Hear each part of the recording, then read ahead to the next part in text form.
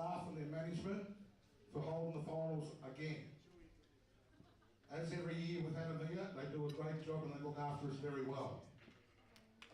So pay respect to the staff and the management.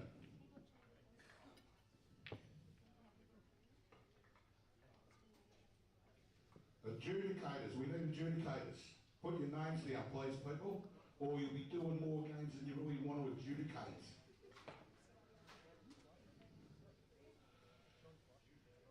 Keep adjudication. Adjudicator, please try and stay out of the way of the tripods, the cameras at the end of the room. So, as you know, it's been told on CueballTV. So, keep away from the cameras. Players, two of you kept each end of the tables.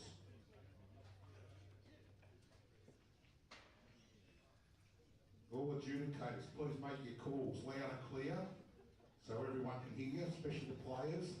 Head adjudicator is Jojo, the same one we've had all finals. First and final warning for coaching. First and final warning for coaching. Any word or action deemed as coaching by an adjudicator will be penalised by a standard foul 2 visits. This includes using a mobile phone by a player whilst in the playing area.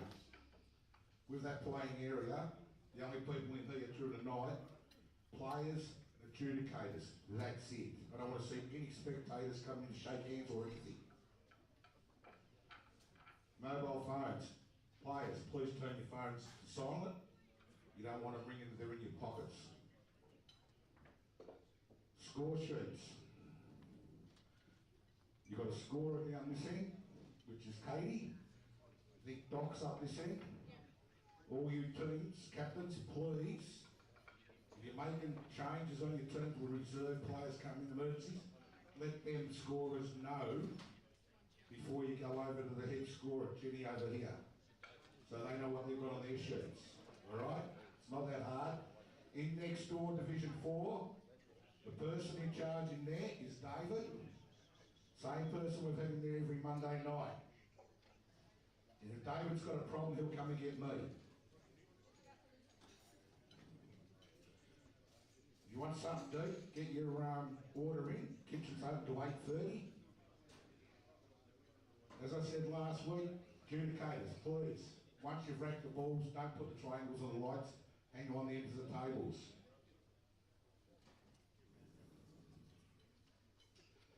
Right, now, this one, listen to what I'm going to say because I'm not going to repeat it.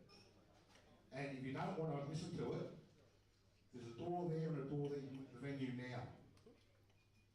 There'll be no tolerance taken for any foul language, any abuse, any shit stirring whatsoever while the guys are playing. We're here to play pool.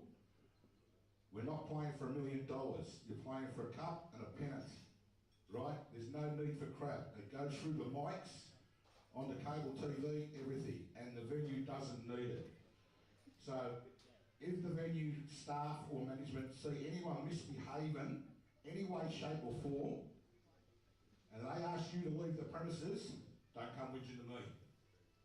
Because player or not, you'll be escorted off the premises. That is the final warning on it. So pull your heads in. All the best to everyone. Have a good night. May the best side win on the night. Thank you.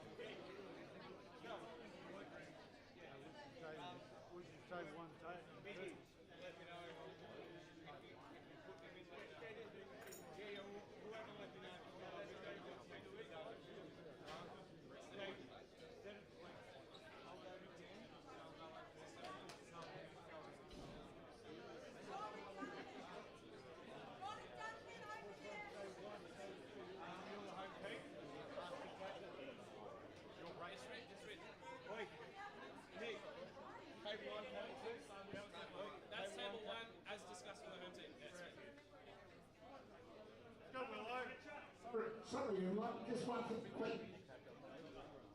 Brittany's going to go around and sell raffle tickets. There's two prizes. One's a $50 voucher, correct?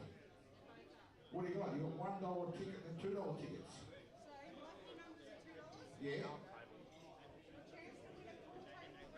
Okay. There's a raffle ticket here. Look at that. Look at that. Quick. Pool table being raffled by Sandy Potter. $1 a ticket, right, for that one, and you've got a cash one, $2 each for $25.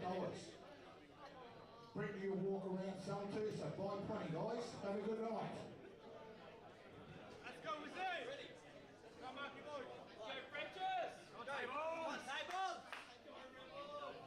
Come on, Willow. Come on, Marky. Tables! Go, GT.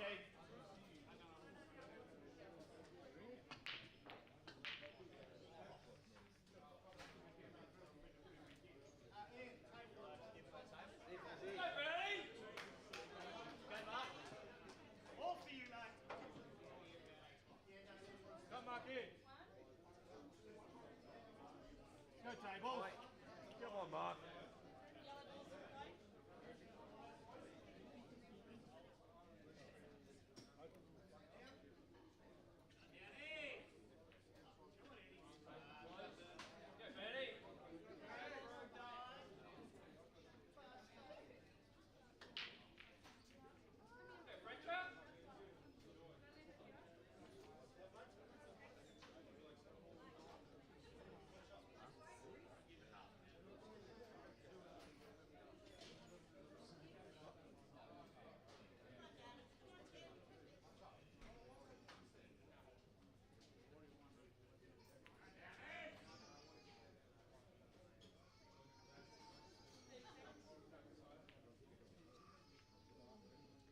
Come on, Marky. Come on, Mark. Go, Mark. Come on, mate. Come on, GT. Come on, boys. Come on, ready?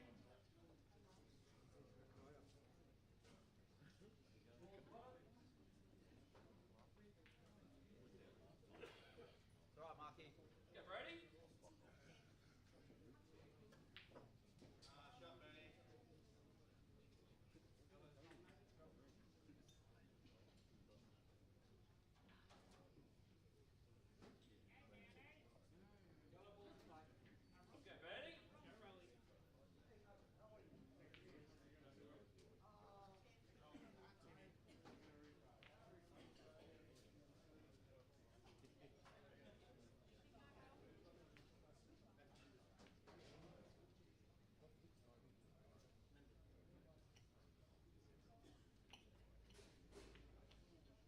Shut, Benny.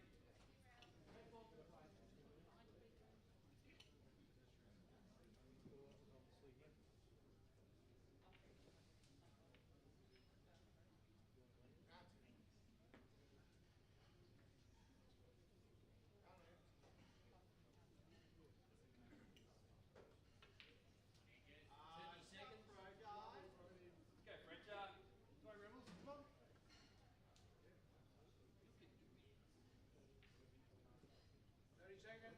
Yellow's in flight. Come on, Chris. Come on, Chris. Shut, Benny. Keep it going, mate.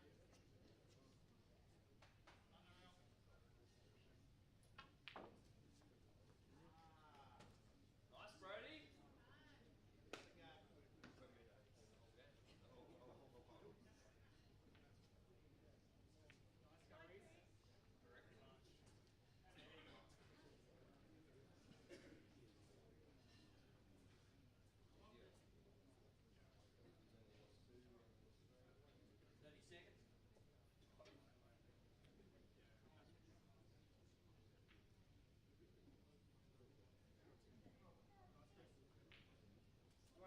Yes, Brady. Keep going, mate.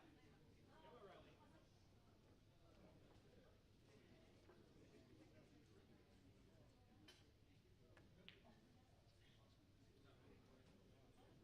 Go, come on, tables. Come on, the big whiz. Come on, boys. Come on, big whiz.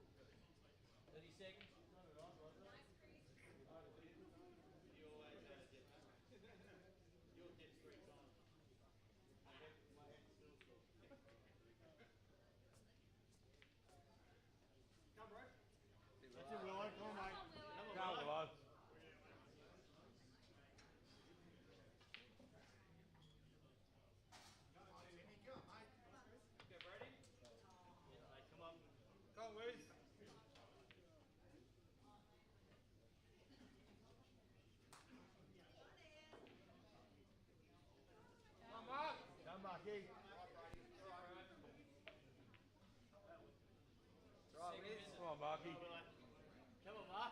Come on, green tables. Go on, Wiz. Come on, mate. Go on, Wiz. Come on, GT.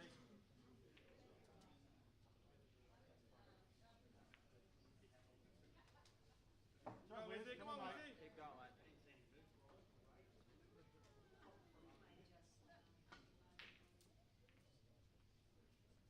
Come on, Marky boy. Come on, mate.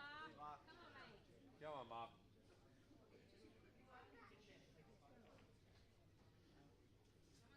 Come on, Chris.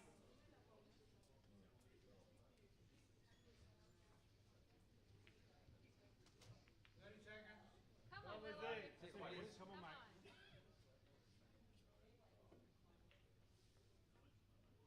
Shut, Mark. Good, Mark. Good, Marky. Man, Mark. Come on, mate.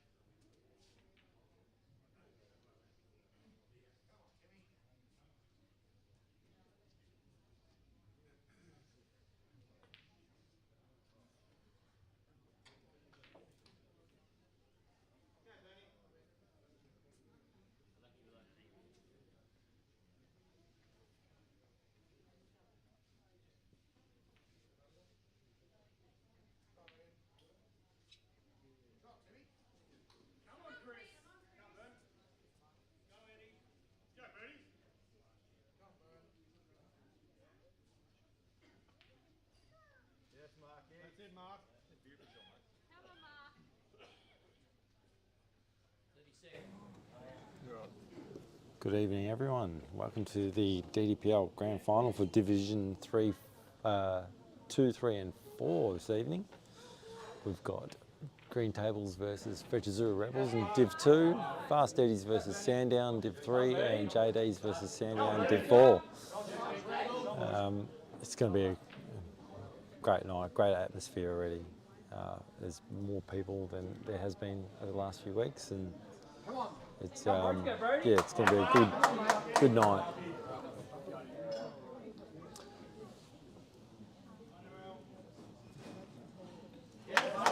Green Tables gets the first one in Division 2. Just wanted to touch on something from last week. Got a lot of complaints that there was a lot of unacceptable language and behaviour going on. Just want to apologise on behalf of Fretchazura. We've taken measures to make sure that it doesn't happen again. It was a bit of a shame because we did have young kids watching their parents play, and not great for the sport either. We want to really see the young kids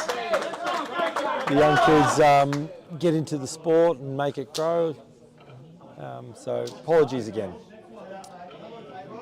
And so tonight there'll be more enjoyment for the viewers out there. 1-1 for Division 2. Bernie Vaughan got that one.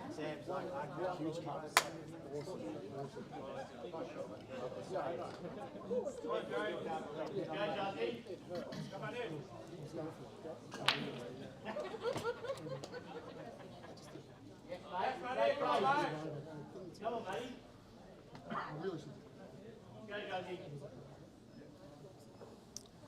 How many viewers, Dan? 56 already.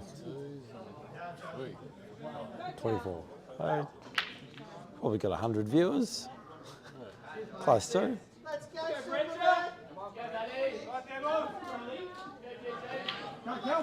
you've got any feedback or anything like that you'd like to know, please give us a shout out on the chat line.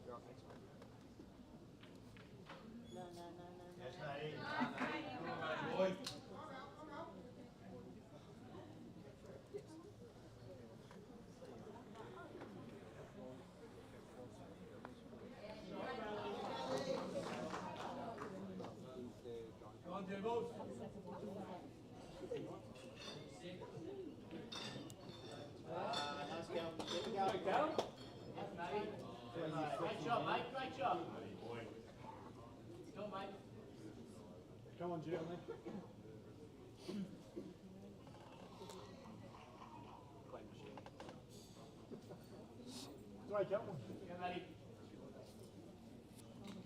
Andrew Bully watching from home. Bulle, bulle, bulle, bulle. There's guys. Boz is getting into it. Yeah, it's good. He's a good bloke. Andrew Bully gave us a hand setting up last week. Really appreciate it, buddy. Yes. Good to watch.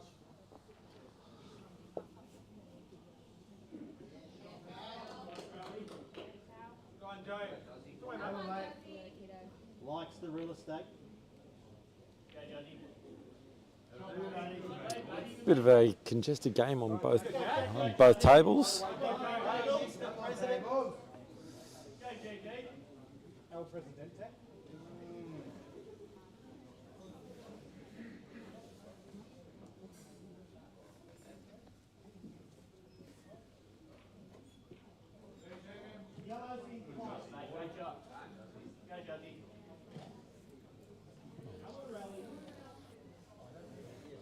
Who's your money on tonight, Dan?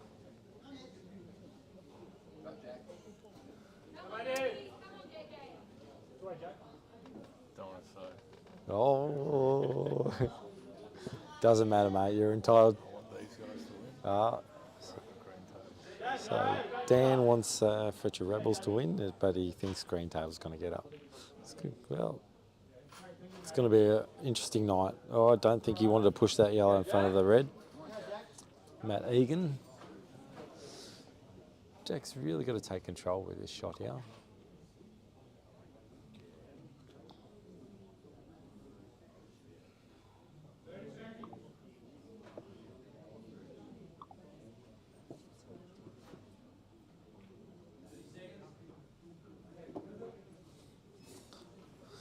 Andrew Bully wants a playoff.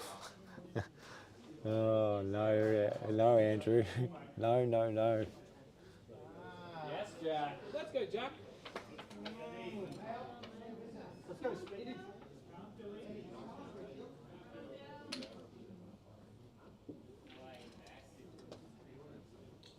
Come on, Raleigh. Come on, Tables. Both these games starting to open up a little bit.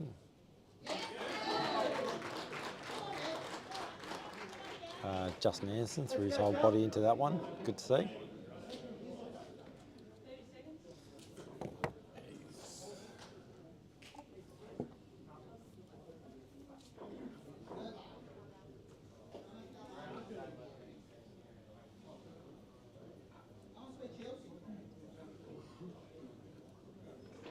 Let's go, Jack. Come on, Jack. Let's go. Ready?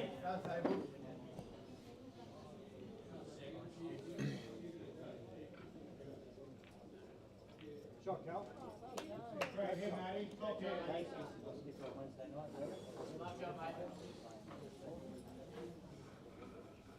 Jack's got a bit of work to do. He's got to try and clear out these dead balls, these dead yellows, while he's got some cover there.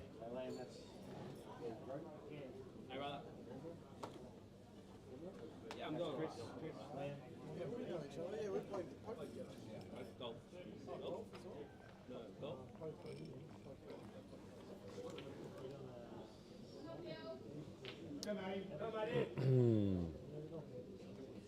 He's just letting Matt Egan into the game here. If he gets a kiss on that yellow and pots the red, Matty Egan should go game. Oh, he's tried, but I think he's got second prize there.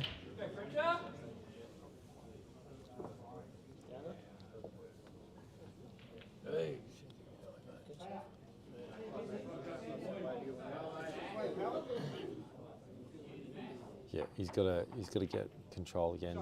Oh, don't know if he wanted that one in. Let's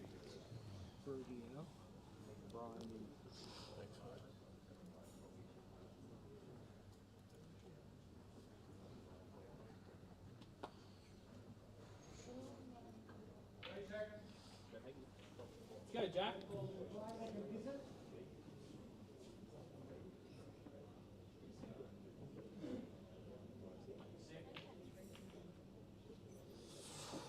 That's dangerous for Jack. I think Matt Egan will look at going game here. Have you got Chris and Narelle subbed out in the second? Deep 3. Chris and Narelle for which ones? So 7. Matt Egan's having a good look at this one. And I know his body language says he's not going to go game here. No, decided against it. Let's go, Cal. Go, Fletcher.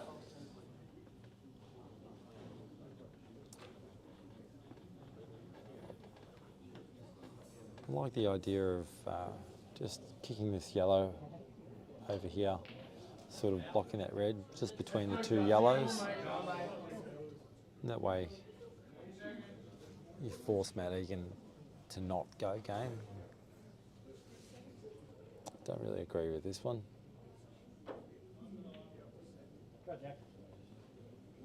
Bit of a nothing shot, and still allows Matt Egan to go game. I'll cut that. Just, yeah. In the second round,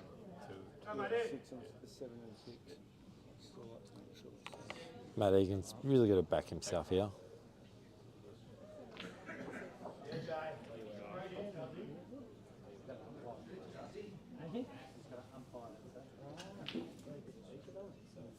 And that's not a good result at all.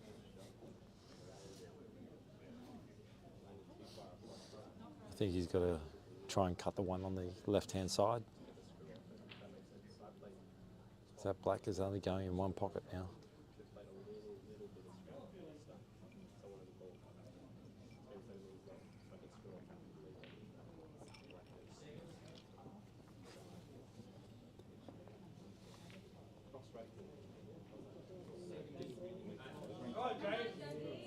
Oh, he's played that really well. The question is, can he hold the white?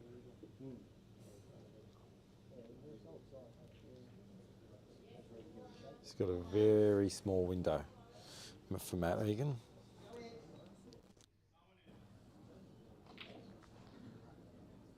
Well, that's a good shot by Justin.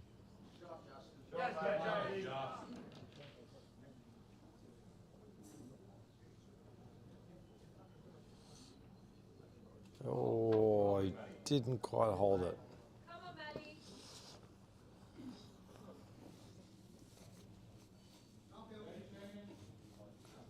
I think Jack's really got to take control here.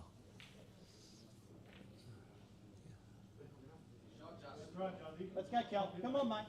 Yeah, let's go, Cal. Come on, Cal. Let's go, Superman. Justin got second prize. He got cover over that bag with the black just nearby. Oh, that was a good try by Matty Egan. Jack's really got to take control. There should be no reason why he can't win from here. Callum's got a tough shot.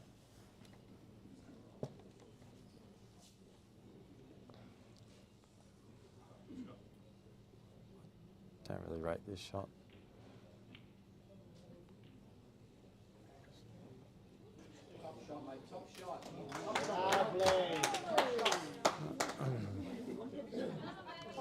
Yeah,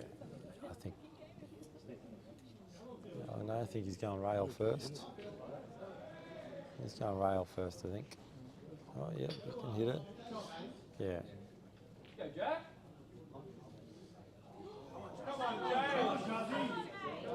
Oh, Callum missed the black. I didn't see where he Just a little airborne. had the white.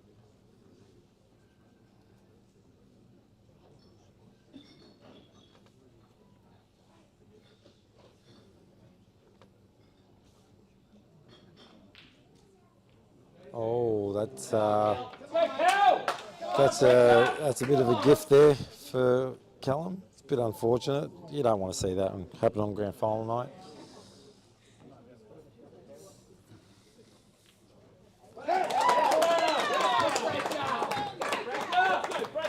Yep.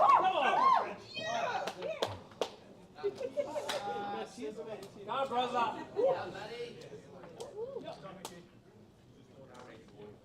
Good work, mate.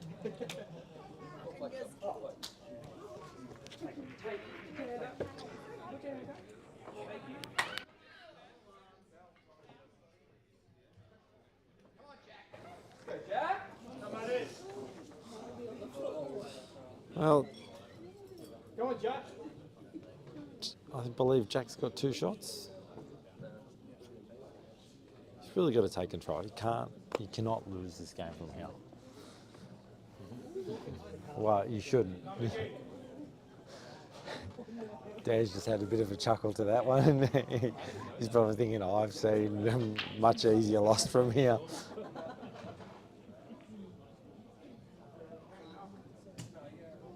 Go, Jack. It's all right, Jack.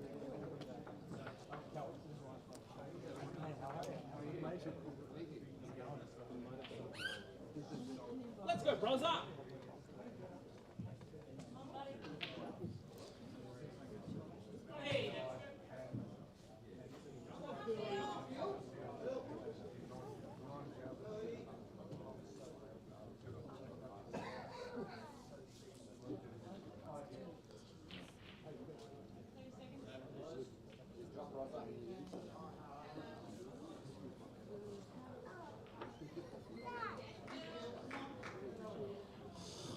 Don't see the value in potting that one, but anyway.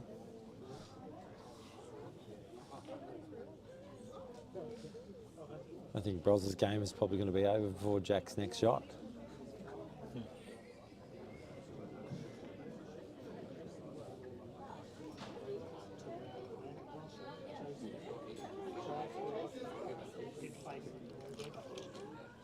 He's going to pot that. Silly boy.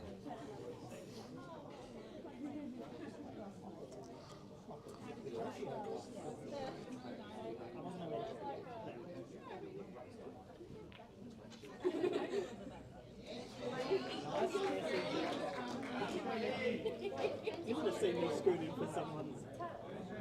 Well, Jack's left himself in a bit of a pickle here.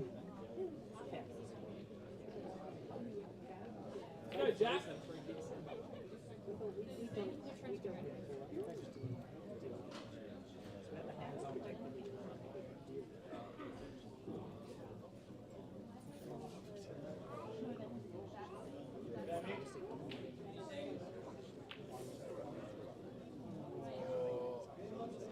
Don't know the idea of that behind that one. I think the control's just been given straight back to Matty Egan just then. I think Jack looked a little bit lost in how to go about it. He had so many options, but he just didn't know which one to take.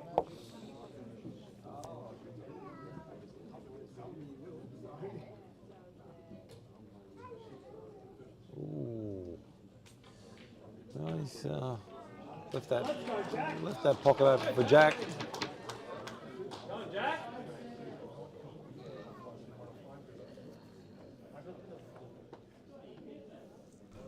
Go, bros. Go, Bretches.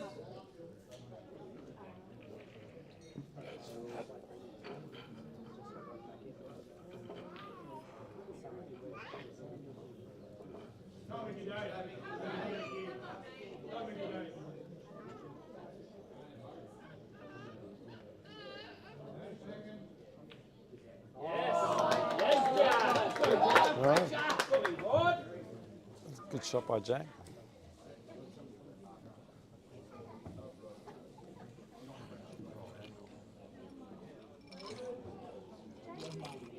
I think he needs to play both these yellows into the same middle. It does require a bit of white ball control.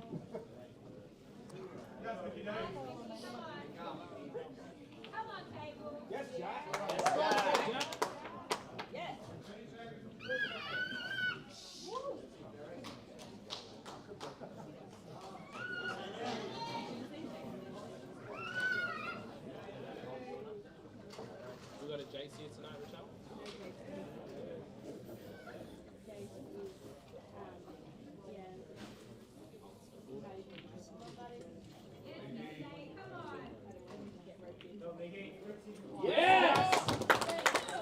Good shot by Jack. On you, Bridges. Just need to finish this one off and it'll give him a massive confidence boost for Fletcher Zero.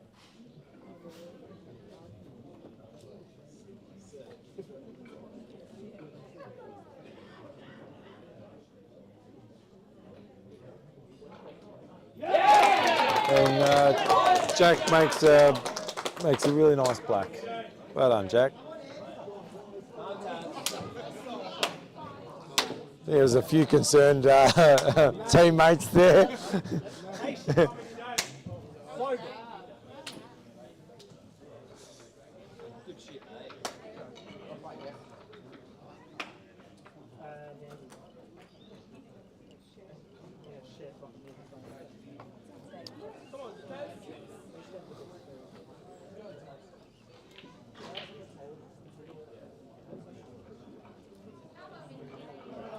Three-one, good start for Fletcher Zero. On the other tables, it's 2-2 in Division 2, and no score update on Division 4. It says 0-0, but I don't believe that. But anything's possible in Division 4.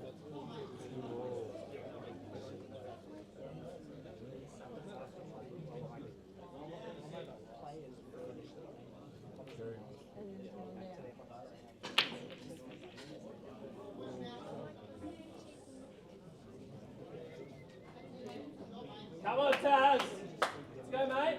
Ooh, I think Michael Day on the tables didn't really want to leave that long pot on for Bros. I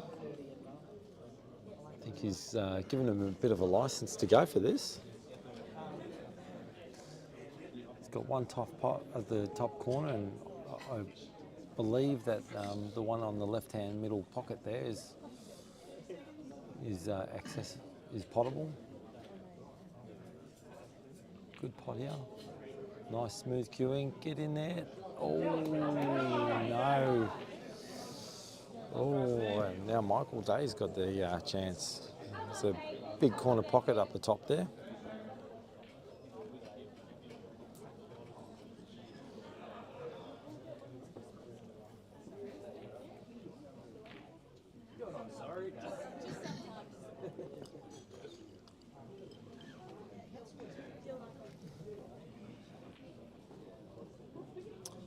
Ooh, I don't know if Michael Day wanted that there.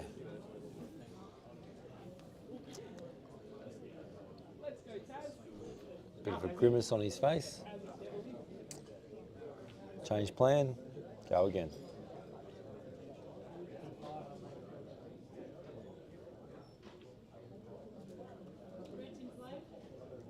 Yes, Taz. Come on, mate. Get started, mate. Come on, Mickey.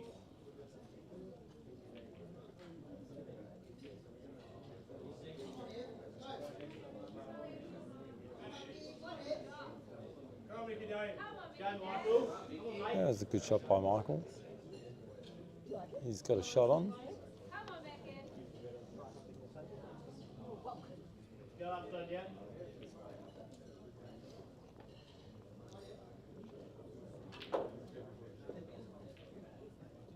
Come on, James. Come on, Mickey boy.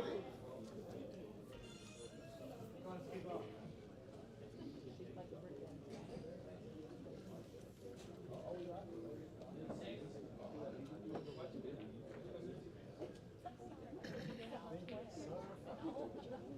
Oh, Michael's gone the double. Go, brother. I think that's Go, Steve. allowed Bros just to get back into this game. But Bros is good enough. He should be able to go game from here. I think Bros will go game from here. He'll take the yellow that's closest to the corner pocket, come back down. Yeah, shot, Taz. Well, he's gone that way. It still won't change his thinking. He'll still go out. He's got a cut on the bottom corner. We'll just come and see how close that is to the rail. Go back up. He'll still go game.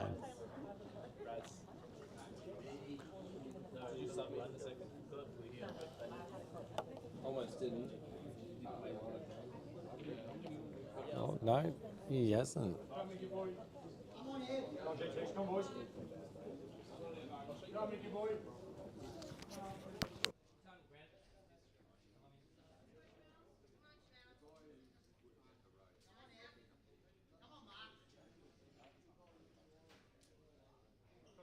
Yes, Jim.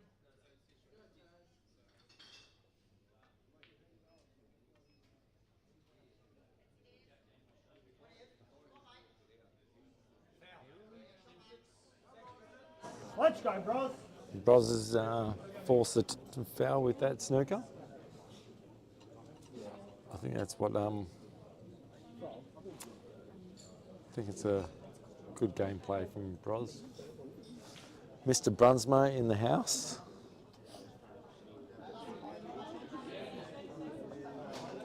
Oh, I don't think Bros is happy with that one. I still don't agree with this shot he's playing either. Oh, Bros. Come on, mate. Come on. Yeah, I think there was a bit of finals nerve there. I think normally Bros would have gobbled that up.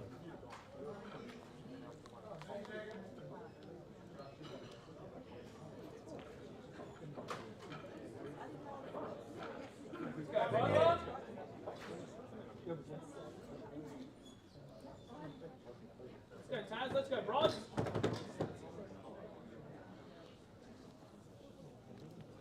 I think you'll look at the yellow on the top rail, either glance off it for a snooker or just pump it off.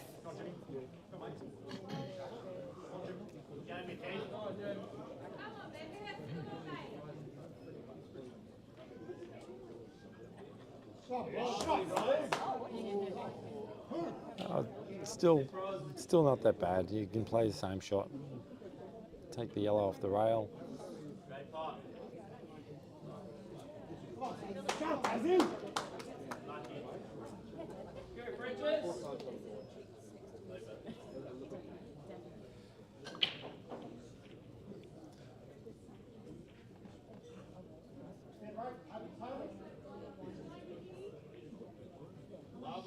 That's a good shot by Bros.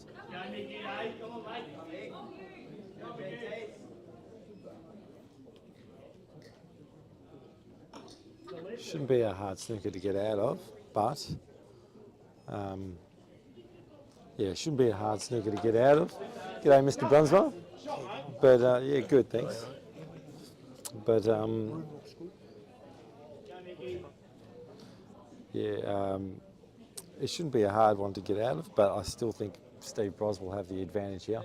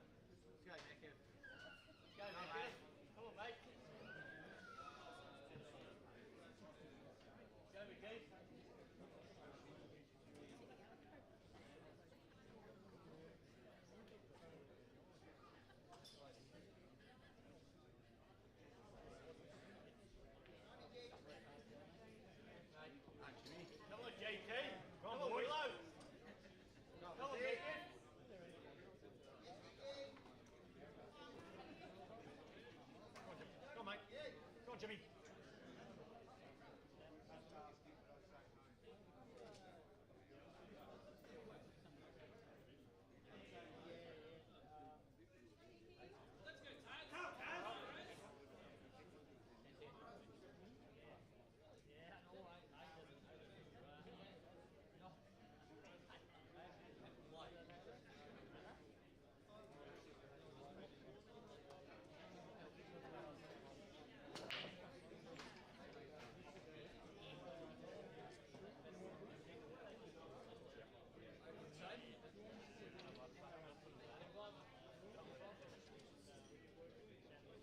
Go, Willow. Go, Wizzy. Come on, boys. Come on, mate. Come on, the Wiz kid. Come on, Taz.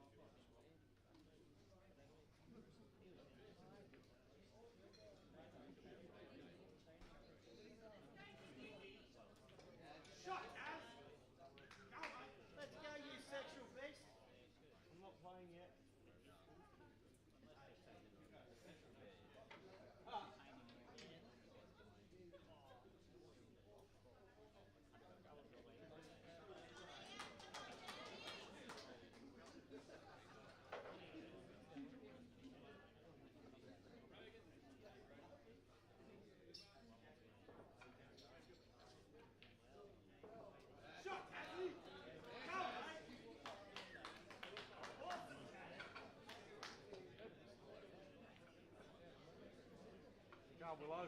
Go, Willow. Come on, mate. Come on, mate. Come on, Go, Wiz. JT. Come on, JT. Come on, mate. Come on, Willow. Come on, Wiz.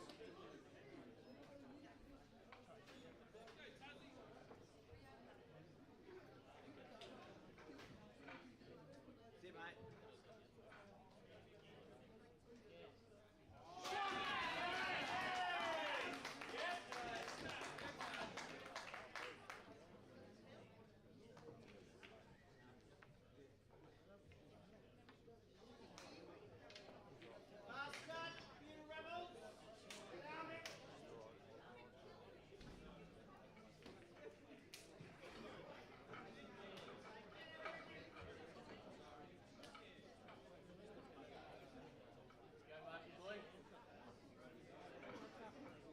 Come on.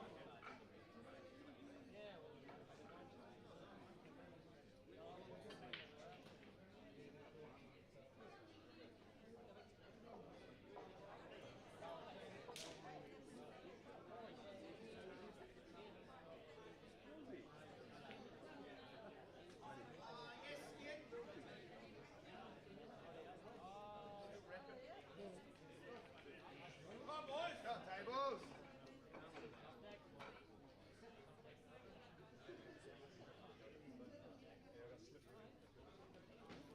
Go on, tables.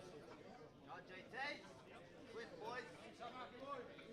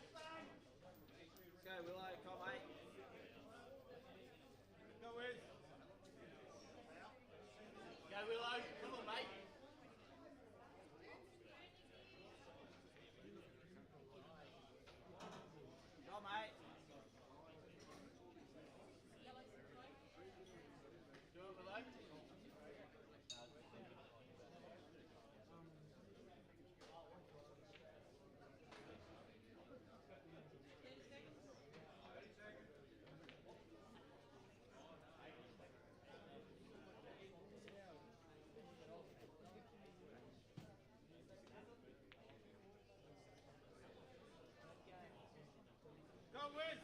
Go Willow. Go Willow. Come on, mate. Come on, Willow. Come on, GBs. Come on, boys.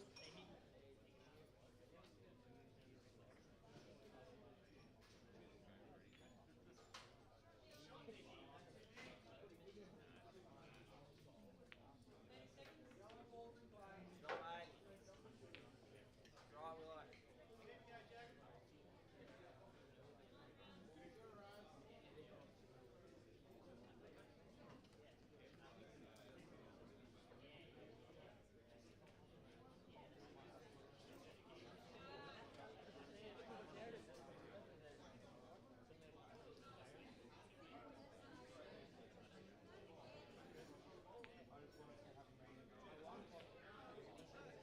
Come on, Willow. Go Willow. Come on, mate. Go, JT.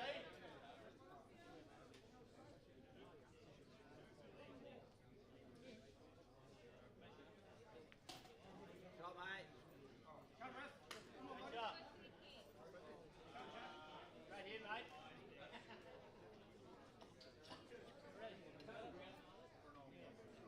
Come on, tables.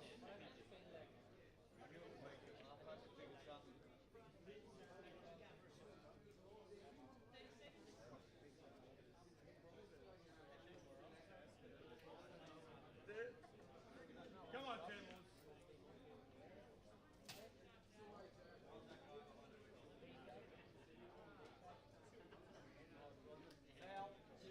Go Willow. Go, mate. Come on, Wizzy. Go, JT. Bring back Jimmy Harris.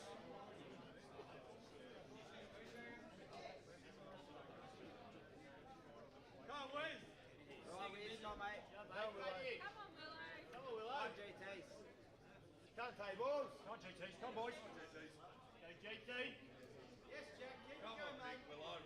Come, Jack. Wilson.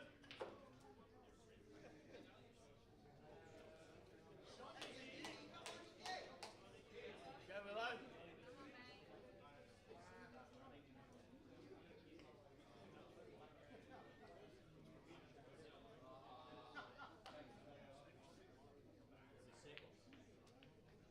Willow. Come on, Willow. Come on, mate.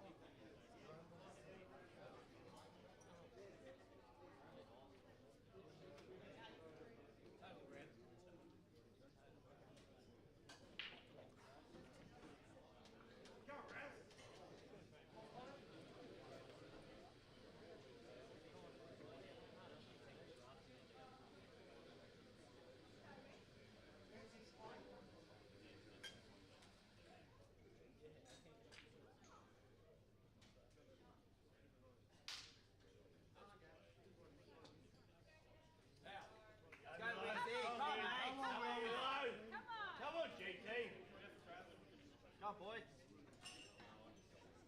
Come on, table.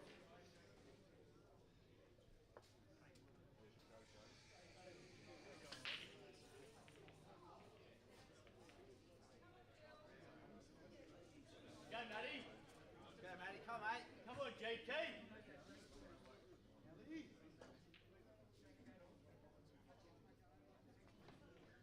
Yes, Wiz. Great job, Willow. Great job, mate. Beautiful. Come on, Matty. Right in. Come on, tables. Come on, JK. Green tables. Go, Matty.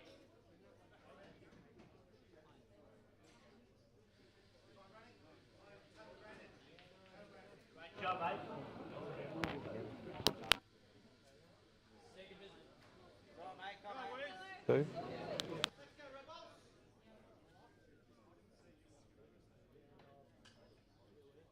Go, JK. Come on, big Matty.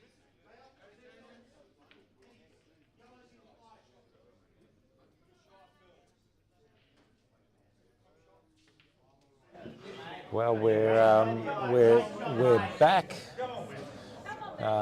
Just had to get a few things sorted, and now we're looking to for this night to get going. Fletcher 6-1. Green Table's about to get one back, so 6-2. And on Division 3, it's Sandown 4 and Fast Eddie's 2, and it's Division 4, it's Sandown Potters 3 and JD's 2. So this is a score update for everyone. And I'd like to introduce someone new to the mic. We've got Rogan from 26 Podcast. He's a first-time podcaster. Welcome, Rogan. Thank you very much. Thanks for having me. So, why DDPL finals, mate? You've got your own podcast going. Tell us what it's about, first of all. Yeah, so my podcast is where I invite different guests from different walks of life to come and have a chat with me, go through their journey, their story, and I like having conversations and meeting new people. So it kind of just stemmed from that, I guess. And is it sports background or just anything? Anything goes? No, anything goes. I've got a big soccer background, so a lot of people will be from that walk of life, but I'm certainly going to have different characters and different people. I've got a special guest tomorrow who is a female DJ, so I'm looking forward to it because it's something a bit different for me. Oh, it's good. It's good. And you do, I guess you do a lot of sports people as well. Like Melbourne's just full of sports nuts. Yeah, absolutely. I've got an AFL player lined up soon as well, so certainly going to be covering as many sports as I can. Yeah, so anyone enjoy their podcast, get onto 26 Podcast. And Paul, do you play much of it? I'm actually terrible at it, but I was watching a couple of weeks ago. I think it was the quarter. This is the finals. I think I was watching the quarterfinals. I actually watched the stream. I thought it was brilliant, so I've come to check it out, and I must say I'm very impressed by the setup. Yeah, the boys work hard, and it's we've been told it's like the MCG of pool finals. So hey, look, it's a great venue and a great atmosphere. And do you know players from certain teams here? Yeah, so I know Stephen Brosnahan. I work with him, who's on at the moment. I also know Brody. I went for a swing of golf with him once, so I know him. But everyone else, I've just met the team. They seem cool, and I hopefully get to know them through the night. Yeah, it's everyone's just happy to be here. Look, win or lose, the team that I played in last week, we lost in the prelim, and the team that we played was just too good on the night. And it's one of those things when you play sport, it's someone's got to go home a loser, unfortunately. But we enjoy it. Everyone gets along. And that's why we play the sport. Of course, if you can come out, have a beer with your mates and enjoy it, then you're winning. That's right. Yeah. And your mate Bros playing at the moment. I think I watched his first game, and he was a little bit. I don't know. He looked like he had a bit of the finals pressure on him, but he ended up pulling through and won the game. Yeah, he knows I'm here as well. I probably added a bit of pressure on to him there. Oh, yeah.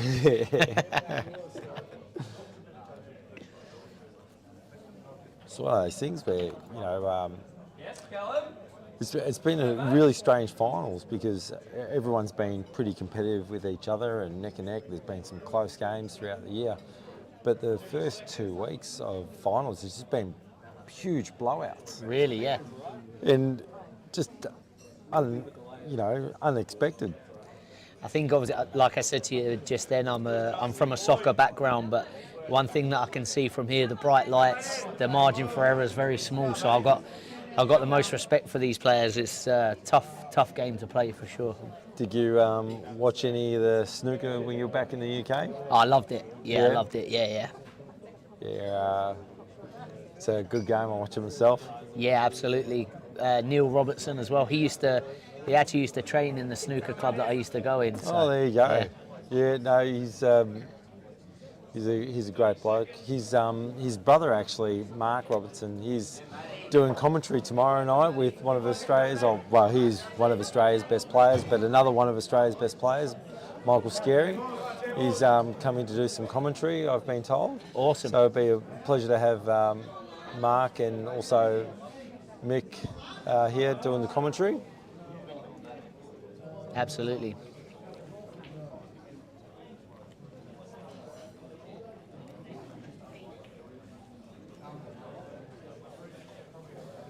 So what do you think when you're watching the game? Let's start looking at Callum and Matt Egan's game. Yeah. Callum plays for. Yeah. Yep, for our team. What do you think when you're looking at this game? See, it's funny you should say that because when I was watching the stream a couple of weeks ago, what I was seeing and what the players are seeing are two very different things. I was very impressed by their tactics and the amount of thought that goes into shots. Yeah. So. I don't think Callum wanted to block that pocket, but hey, it's a second prize for him. Yeah, absolutely. There was obviously there was one a couple of weeks ago when I was watching, and they kept fouling on purpose. It was very, very tactical. I found myself sitting at home with a beer, not understanding it at all, but I was indulged. I was very impressed by the tactics of the game. Yeah. Let's go, Fractures. Let's go, bros. Let's go, Cal. Come on, Cal. Cal, mate. Do you play often yourself? I play every Tuesday night with the team that I play in, but no, I don't play any other league nights. But you know, I have a practice. I've got a table at home, which I'm fortunate to have. Yeah, that's quality. But you know, at the moment, over the last year or so, it's been. I had a baby 18 months ago today, actually. Oh, nice. And that pool table's just been covered with baby laundry and towels and wipes and everything like that. So, no, the table over this last 18 months hasn't really got much use. Yeah, no, that's your days now for the foreseeable, huh? Yeah, exactly. And not only that, but at home I've got some Empire rails, and he's into everything at the moment. And the last few times I've had a game of pool at home, I've had to just use 10 balls because the other 6 or the other 5 are just God knows where they are. So yeah, he gets into the balls that he can reach, and they just go everywhere. I can only imagine. Yeah, it's fun though. Yeah, of course.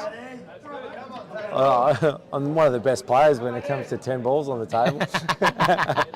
I think I can give that a go as well. Yeah, exactly.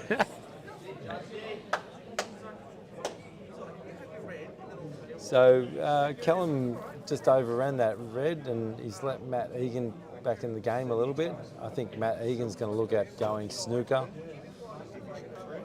Yep. Gone snooker. And with Callum going for this red now, I think Matt Egan will have total control. Yeah. He might have a nick on it. I don't know. Oh, he's gone the foul. So has he fouled on purpose I there? think, yeah, he's fouled on purpose. He was hoping that the white would have stayed underneath the yellow. So with the first shot, he's actually taking his ball away from the pocket. But you know, this is no gimme. You know, during the year, you'd look at this and you'd say, all right, well, Matt Egan, 10 times out of 10, you know, would complete this out. But I don't know why, but finals time, just all these people that you're like, yep, they've got this, you know, yeah, they end up shaking their head, walking off the table with an L next to their name, unfortunately. I guess that's the beauty of finals, beauty of the game, right? That's right.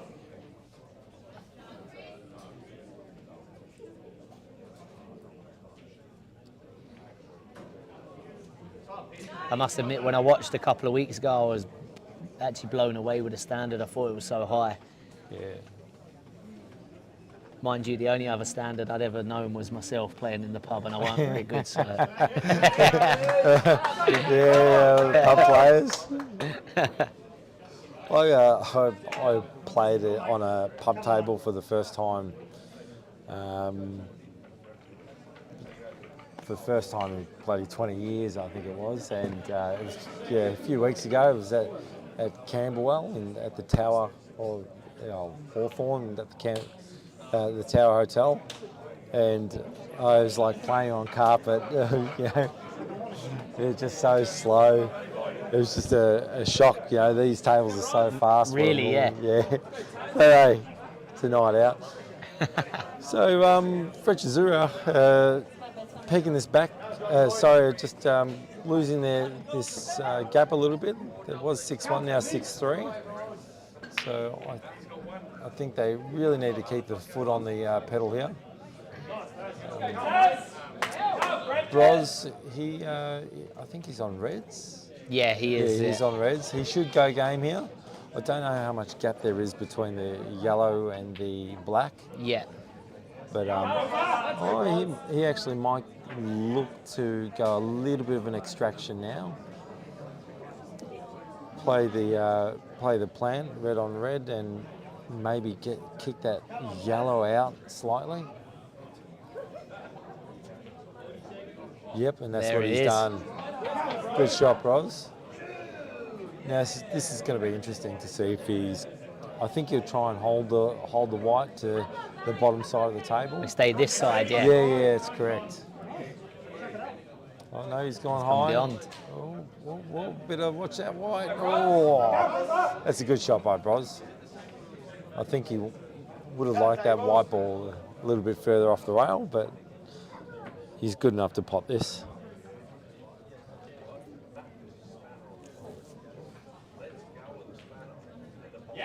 Yes, that's Bros. Cool as a cucumber. Bit of a fist pump. Yeah. He knows that was a tricky white ball there. He just wanted to keep everyone on their toes. That's right.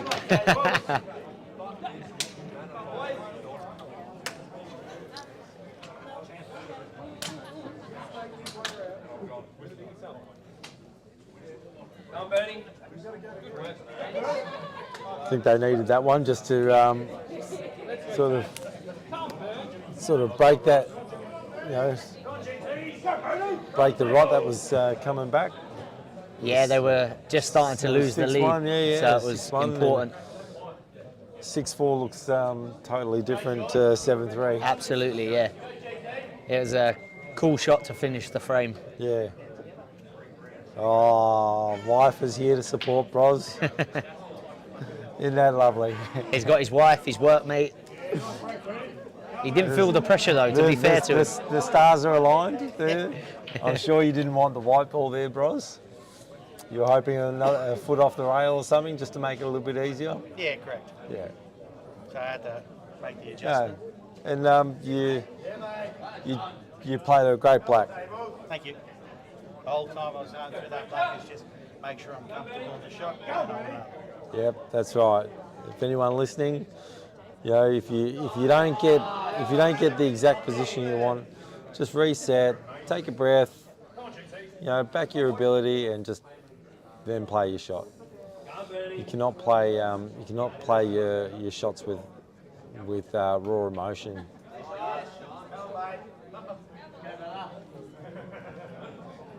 So, other than your podcast, what's your other downtime? So downtime, I'm busy a lot with soccer. Yeah. Obviously working it full time, and then I play part time as well with Langwarren. Oh, down the Scottish club. Yeah, that's right. Gus McLeod. Absolutely. You know Gus. I played there many years ago. Did you? Yeah. What position did you play? I played everywhere. Yeah. So I know the boys down there. No, but Gus McLeod is one of the icons of the club. I think he played for Celtics. Is that correct? Back in his Potentially, younger days? yeah. I know that he's a legend down at Langwarren. We've got a stand renamed after him, so Yeah. I know that he's a big figure down at Langwarren, and I know him personally. He's a good bloke, and to be fair, the club's an awesome club. I really enjoy it down there. Yeah. For years, he used to call me Mario. I'm like, no, my name's Angelo. He's like, I'm going to call you Mario anyway. All right, no worries. So for years, he just kept on calling me Mario. But, he's one of those blokes that he's like, you cannot crack it at him. You just got to love him and embrace him. If it makes you feel any better, I've been called a lot worse than Mario. So. Well, so have I.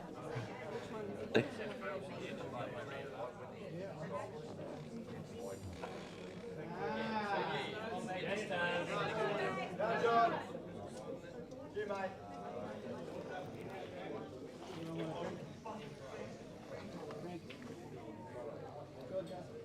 So, 83 viewers on Cueball at the moment, which is great. Yes, please. Scotch and cake. Thank you. Yeah, I've told a couple of my friends to tune in, so hopefully they're listening. Yep.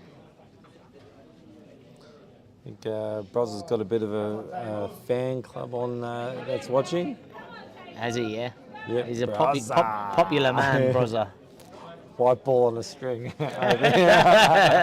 Yes.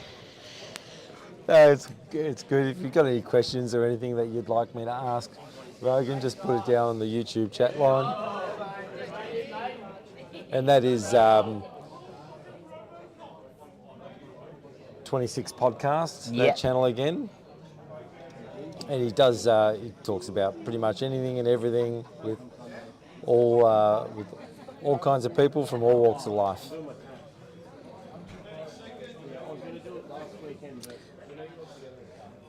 Did you think about calling your channel the Rogan Experience? Do you know, a lot of people have said that to me, and it's kind of funny that I've got that name, and the biggest podcast in the world is Joe Rogan. Joe Rogan. It's something that I was talking about for a long time.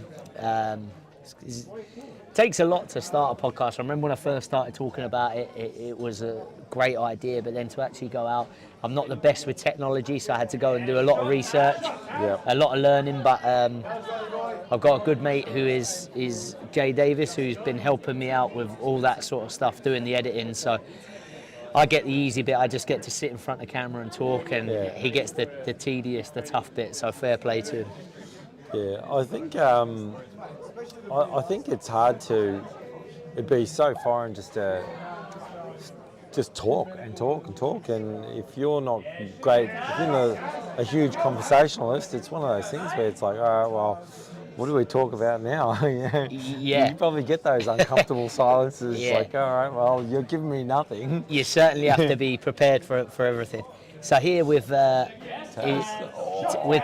Taz, yep. What would be his plan for the Red Bull that's tucked up there? Even if he can finish the other 2 Red Bulls, what would be? I think the main thing is make sure that, so if you were to pop these 2 Reds, which I don't know if he's going to go for, is just to make sure that that Jean doesn't put black on top of yellow and give 2 shots, because then it sort of changes the whole control of the game. So I think Taylor's main thing is make sure that Jean can't get that black up there. In fact, Taylor might even consider, right now, putting black on top of these two, or putting them closer to these two reds. He might consider that. And when you say putting the black there, would that mean as in conceding a foul or? Yeah, but Yeah. in saying that, I don't know how much gap there is with that red. If that red and yellow are touching, you could give a purpose foul here, and you wouldn't leave a foul snooker. Which is what he's doing, yeah? No, he's going across. Oh, yeah, that's right. But I would have left white ball on the cushion so he couldn't go from behind. Okay, got you. Yeah, so now he's actually giving him a bit of space, but he's not playing that.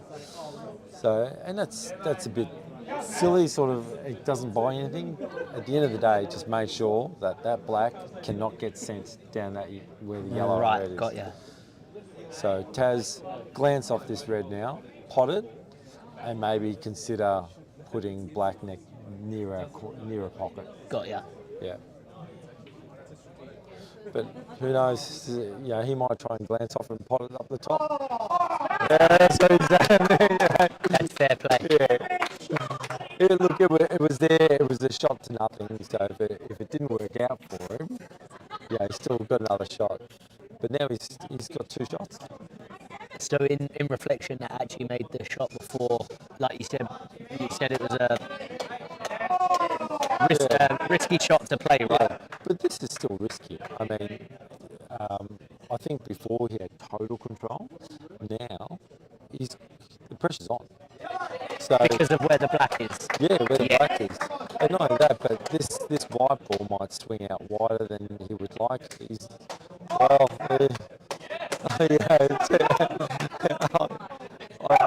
You commentate on this game, you just don't know what is orthodox. Yeah. See, this to me looks like a difficult shot.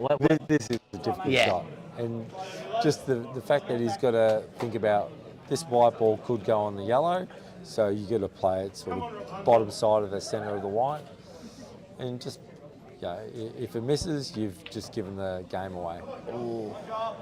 He's like this.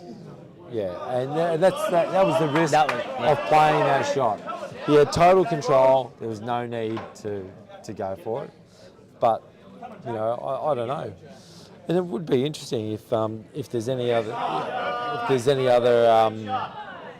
players watching out there. Which one would you have gone? Oh no, I think I would have stayed with the control. Yeah. Because that's within your control. Yeah, absolutely. Yeah. You did say that. You said that previously to the shot, so it's intriguing. I guess it's one of those very similar to soccer when you choose to shoot. If you score, it's happy days. If you miss, it's very costly. Yes, it was on reflection. I still would have kept control of the game. Yeah. Yeah. Understandable. And and again, if you're looking at the scores, that was now it's 7-5. That'd be 8-4. Yeah, 4 frames or 2 frames gap. It makes a big difference. Yeah. Yeah. It's a costly mistake. Yeah.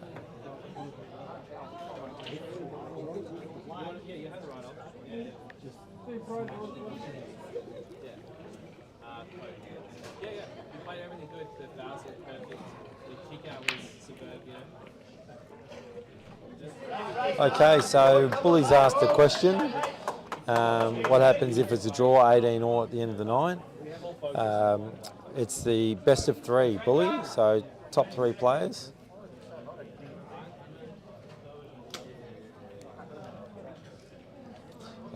We've got some comments coming in now. Yeah, look, it was a bit of a glory shot, but at the end of the day, it didn't work for him. So, he's probably thrown his cue through the wall. And shit, I should have hung on a little bit longer. To be honest, I don't mind players that go for a bit of glory. I'm here for it. I'm here for it. Yeah, grand final night. Yeah. Hero or villain? You know? Well, there's no in between. I like that. Jack's on fire. He's just hit a double. I see him play his last frame. I think he's Jack. full of confidence. Oh, Jack. You say that. Have I missed something? Yeah. I love the guy. Look, he's president of the pool club. He's doing a great job. So Good on him.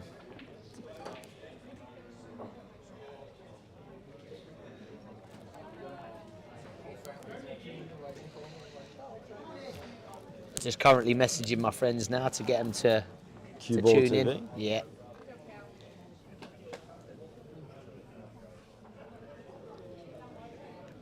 Yeah, it should be better viewing tonight than it was last week. Unfortunately, it was a bit of a rowdy crowd, and Do you always commentate? no, this year I have done a couple of times. I think someone asked me, and I was like, oh yeah, why not? It'll get me out of doing other jobs in the place. So. Look, I hope I've done a good job and it's been entertaining. I know with Rogan here, we haven't really been commentating on the games too much, but we'll get to that in a minute. There's still a lot of pool left in this game, in this match tonight. Just a score update: Division 2, Fast Eddies 3, Sandown Potters 8, and someone standing in front of me. And in Division 4, JD's 2, Sandown Potters 7. So Division 3 and 4 look like there's a bit of a blowout, but and they are raced to 13. Division 3 and 4. Division 2 is raced to 19. As Bully asked before. As Bully asked before, what happens if it goes 18 all? It's best of 3. Top 3 players get nominated, and best of luck. Yeah. Then the pressure really is on. Oh yeah. That's the time where you say, "And God on number 4." Yeah. Yeah, absolutely. They do it across 2 tables. Yeah. G'day, Jake. Good luck tomorrow night. Got Jake Bresendale watching the stream. He's playing for Green Tables in tomorrow night's Premier Final against Manhattan. Good luck, buddy. Awesome. Good luck, Jake.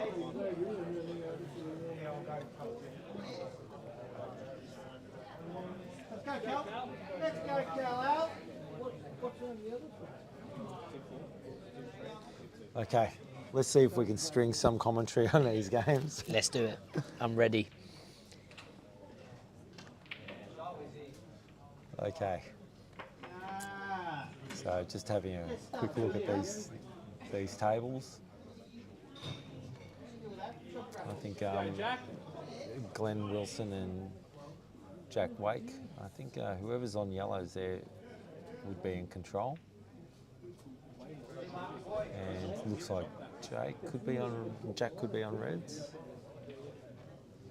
I should just keep on calling him Jake. It'll annoy him when he re-watches it. Okay, well that's a good shot. That is a good shot because he's killed one of his yellows and sort of takes the pressure off. So now he can sort of have a little bit of freedom to go for this.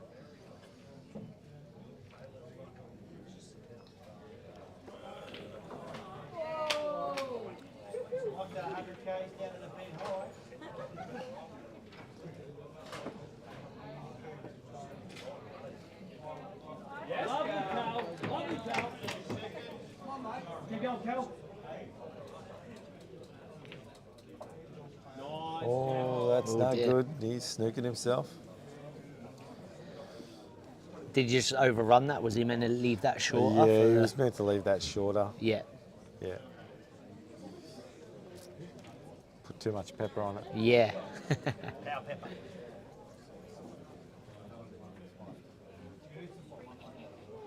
Now,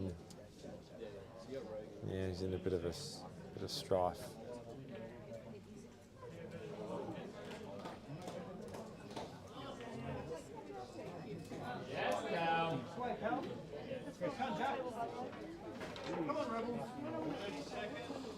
Oh, I don't know what to do if I was Jack. Is there a time limit on? There is a 60-second time limit, and Right. you get a 30-second warning. So Jack's looking to go up and down here. That's a good. Oh, it was a good try. That's what it was. Oh, Callum has just played a ripper. Wow, what a cut up to the top corner for Callum. He's played well this frame because he was a bit unlucky the last one, so he's bounced back well. Just knock this in. Watch your white ball. This white ball. Oh, they make Into me the top yeah, right? yeah. Yeah. It's just screaming.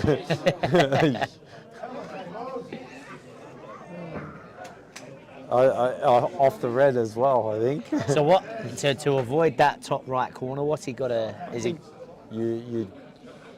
You got to put bottom on it. That's the only way. Right.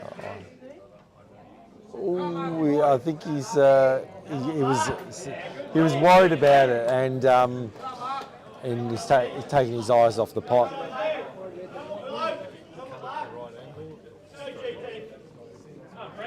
Yeah, it was just one of those shots where it's like everything about you was saying, if I pot this black, that white's going in.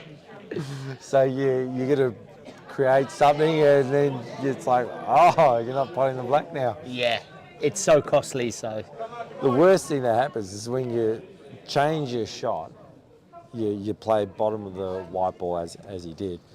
You miss the pot, you're still going off. Yeah. That's a hard pill to swallow.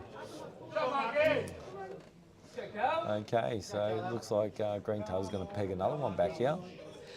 yeah, proved costly that mistake. Oh, Overrun it, but you should be fine.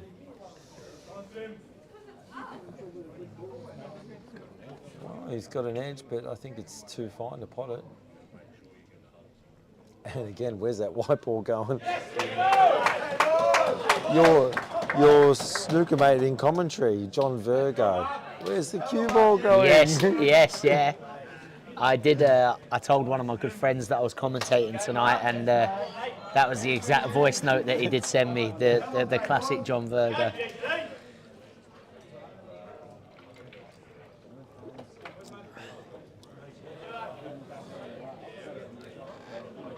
Geez, knocked that from one rail straight down to the top rail from the bottom rail. Yep, 7-6. This is game on. Game on for sure.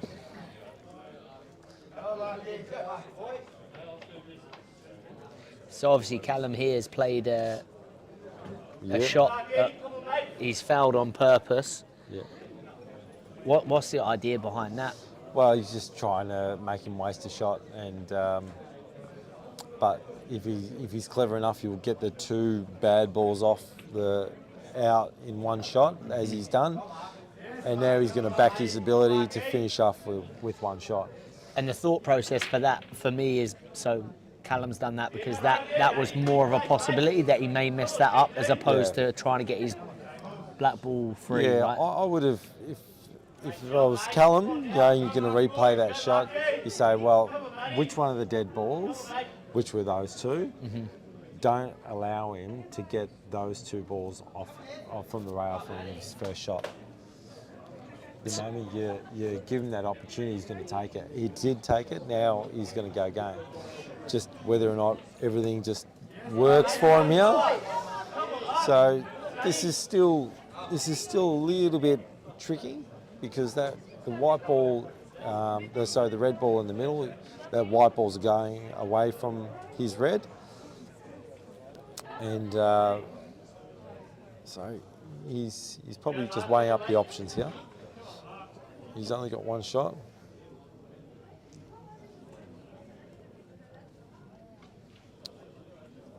and I don't understand that at all. If you don't, I definitely don't. Oh so. wow, that is maybe, yeah, maybe that's ask him later on in her job.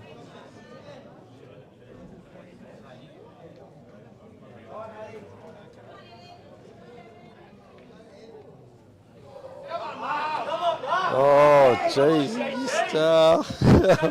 So looking at that, did he know that he probably didn't have the cut into the middle pocket? No, he had the cut. He just did have the missed it. cut, right? He just Yeah, missed it. okay. Yeah, that is what you call a fuzz. Grand final night, huh? Yeah, it's grand final pressure. And, yeah. But in saying that, you know, Mark's still got his work cut out for him here. And Matt Egan's potted 2 reds in a row, but what's going on here? Oh, jeez. I tell you what, if Mark could replay his last 2 shots, he would be in there in a heartbeat.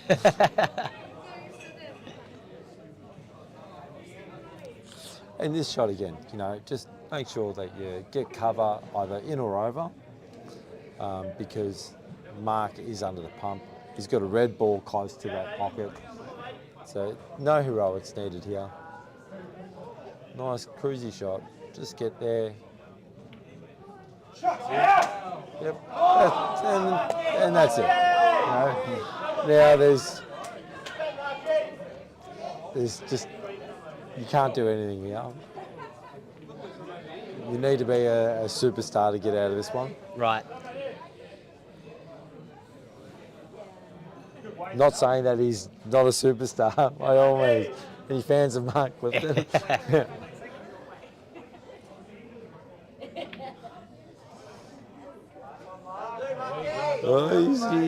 got the chance for a double. I don't think there's a gap under that black, but hey, a shot's a shot. Well, it's one thing for sure that if he does pull it off, he's definitely labelled a superstar. Yes, well, we're all waiting.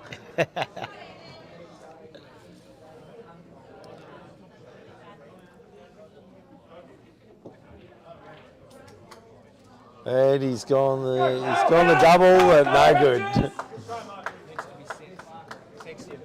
Yeah, as Gary Bradshaw. Gary Bradshaw's doing our photography tonight. Thank you, Gary, from Gaza B. check out his Instagram page.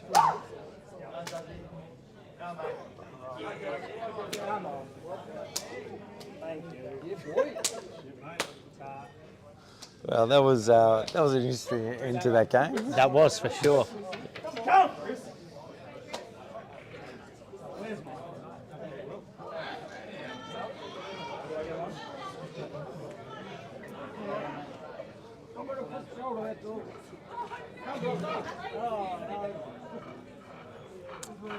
Bros are on yellows. That's right, Matt Egan potted the 2 reds in a row. Get cover there, Bros.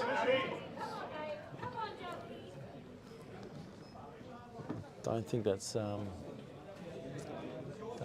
result that Bros wanted. I think he thought the red was going to cruise up on the other side of the yellows, but bit of work from Matt Egan still. Yeah.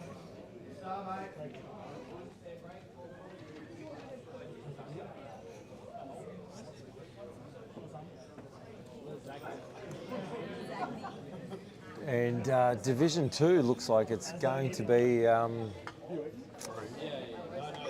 Division 3. It's an 11-3 to Sandown Potters, race to 13. So don't see a comeback on the cards there. In Division 4, look like Sandown are going to get 2 premierships this year. In Division 4, they are 10-3 up against JDs. So can't see comebacks, not in grand final night from here. Good night for Sandown Potters. Yeah. Both teams. Taking 2 flags. And they're based out of Potters in Dandenong. Jeff Brunsma, the owner, I think he's here tonight, having a bit of a sticky beak.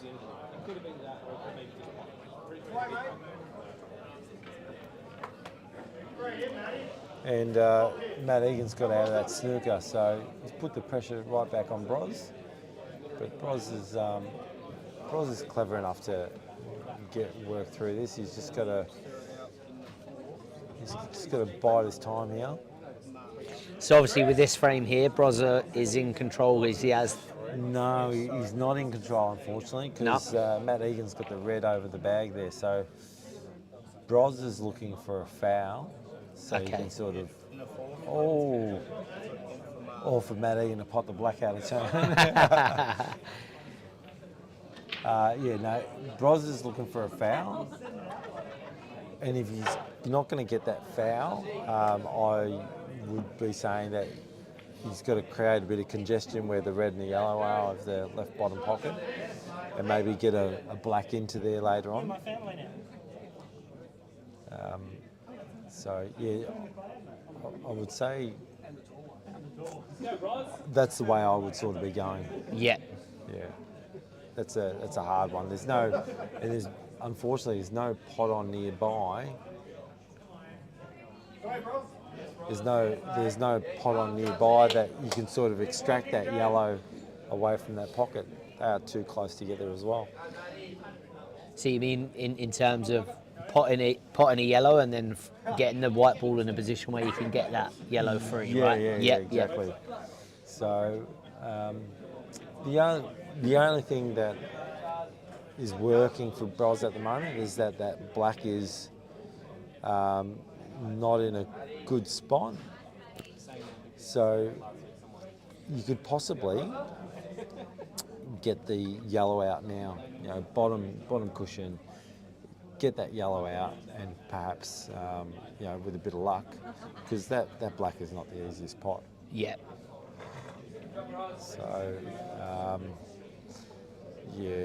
I sort of don't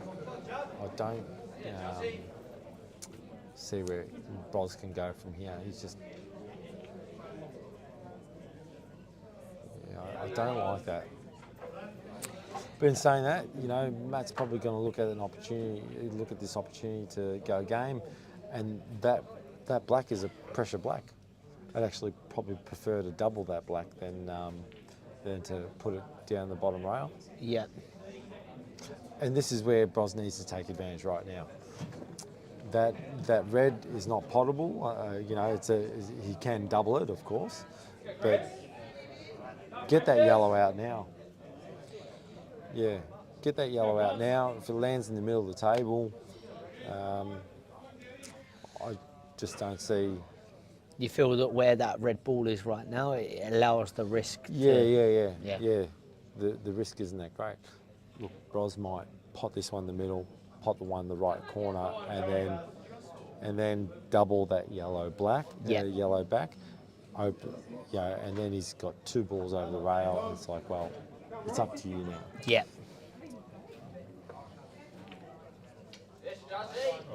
That's not. Well, look, it's not great. And this is where I say, if you want it there and then, do it there and then. Yeah. Because you miss like this and you change the whole complexion of the game. And you lose the opportunity. He might take red and black out with a one shot here. No, he doesn't. But he's put it in a potable spot, so now you can't take that yellow out. It becomes a different, yeah. Which is why you would encourage to take that opportunity while it was there, right? Yeah, exactly. If you can't pot that, if he can't pot that ball in one shot, and the fact that it's right near the middle, or if he has an opportunity just to pot it in with a slow pace, the double is an easy shot from where that red is. Chris Jeans is playing on the other table. He's come off the bench to play. We'll go back to Bros's game. It's going to be interesting, this one. looks like he's going to go foul. Put red near yellow. Shot, Chris. Don't really like that either, but Would he have wanted that closer to the yellow, I'm guessing, yeah? I think more than anything, I don't know if he's got a shot on that left-hand red, Right. but he hasn't looked at it once. So it could be on.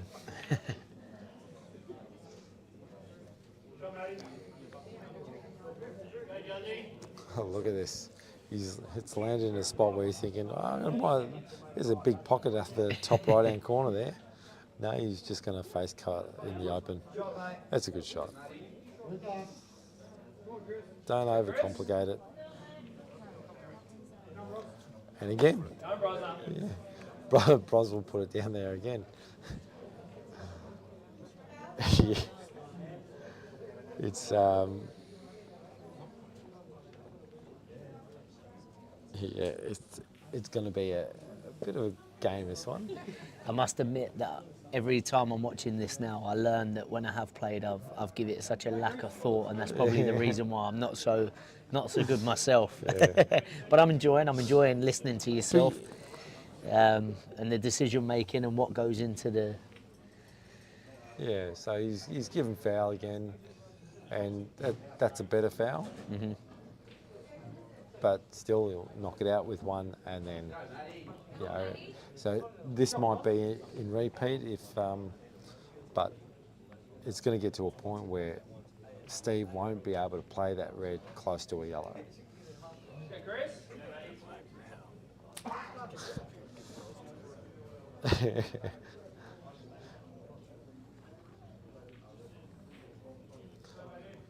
Yeah, he might look at doubling this.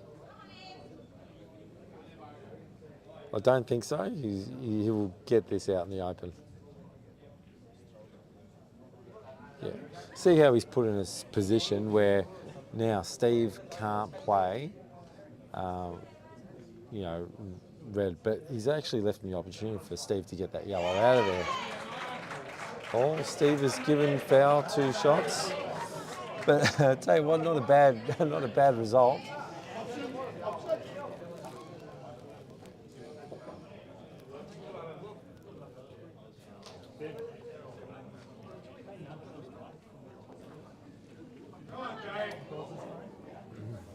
And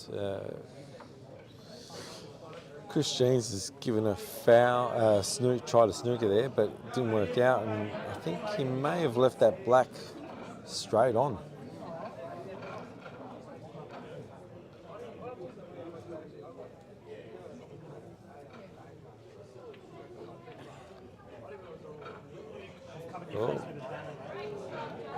Oh, here we go. Okay, so he got the, going back to Matt Egan, he's got it out with one. He's going to go pot. Now it's, he's going to go a face cut double, I think. So clip a fine edge on the black. Yep, that's right, that's correct. So you'll look at potting this to the right-hand middle. Chris Jeans has gone snooker on the other table.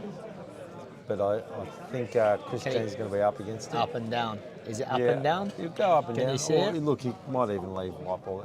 He's going to go up and down. Oh, this is a good shot. Wow. What a shot.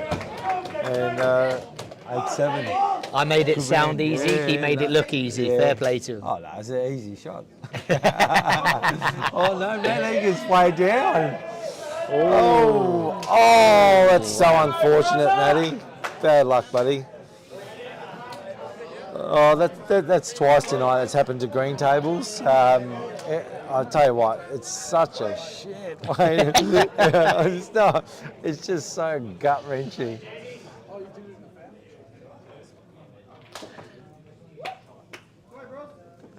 And I don't know which way Bros is going to go here. There's a couple of ways to do this. You can either double the yellow back and, you know, yep, that's a good shot. There you go. Fair play. Easy way.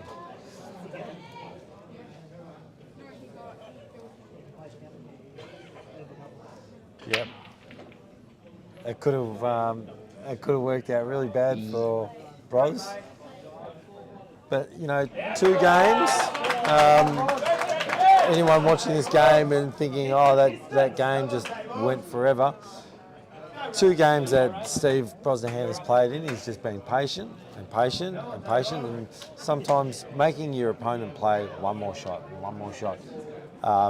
You can draw that mistake, and he's done that. He got the opening and took it.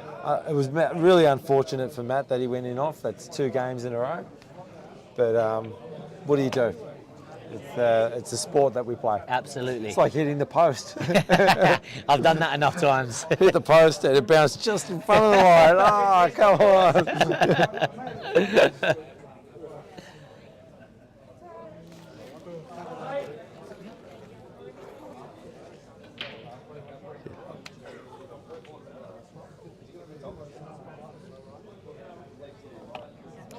Do you think that Matt Egan could have gone for the cut? Do you think that would have been a better? He looked at it. But it's just one of those things. It's like, 100 ways to skin a cat. Yeah, of course. So, I don't know. I know Matt a little, but not the way he plays, and he might be really good at those rail shots. Yeah. And in all honesty, it missed by stuff all. Yeah, it was close. Yeah. Any other day, it probably would have gone in. Yeah. Finals night, it stays out. You're like, come on. That's the nature of it. Bernie Vaughan playing Jean, hopefully Jean. I don't know how they pronounce it, but I reckon you've got it there. Jean? You put a little bit of flavour on it, I reckon. Okay. Jean? We'll go with that. It sounds good anyway. 2 great players, actually. Bernie's playing great. Jean is playing great. So this will be a good game. And the way that they both play super aggressive. Right. I don't think either of these players know what a snooker is.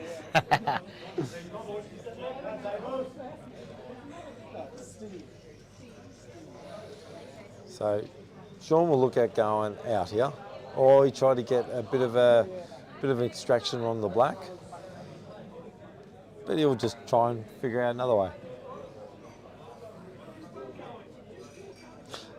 So Sue, we've just been asked again. I'll reintroduce him. We have Rogan from 26 Podcast. He does all sorts of podcasts with people from all walks of life about pretty much anything and everything. Is that correct? That's correct, yeah. At the moment, as I said earlier, it's been very much a soccer background because that's where I'm from. I'm from a soccer background, but certainly it's going to be guests from all walks of life for sure. Yeah. So Rogan doesn't really have a 8-ball background, but he's learning on the go, and he's jumped into the hot seat.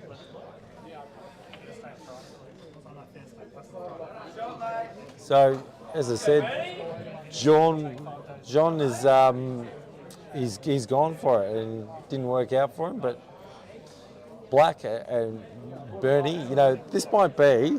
Get ready, everyone. This might be his first snooker that he's ever played in his life.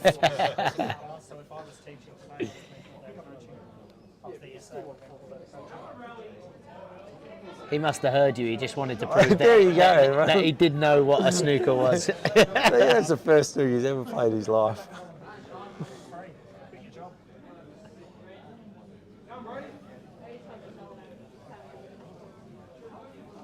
Oh, we've got someone wanting to be a guest on your podcast. I think maybe Jakey's taking the piss a little bit there. He's put the skullet, Matty V, into the hot seat. No worries at all, Jake. Hit me up on Instagram, 26 Podcast. Like I said, all characters welcome. Yeah, no, I tell you what, Matty's a good bloke. He's one of those. He's the guy that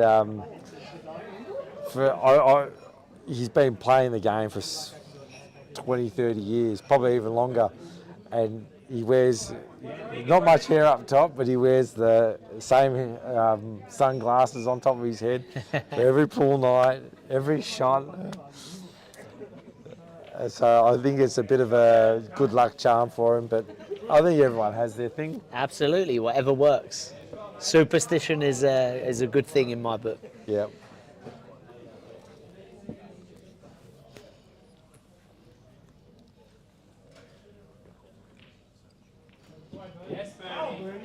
So Bernie must have got foul and he's going for game. I think that snooker that he did before must have been a miscue. Must have been, you know, Yeah. like came out off the side of his tip or something like Right. that. There's no way he meant it.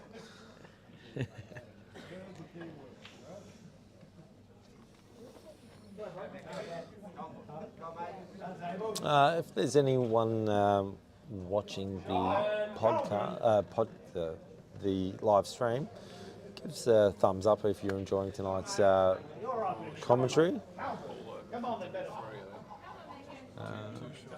Yeah. Show us.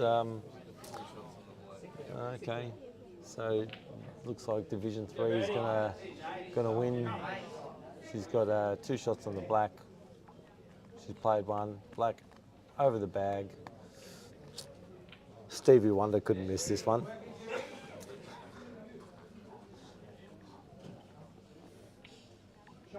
Yes, Bernie. Oh, where's the Cuball goal? Jesus, they've won.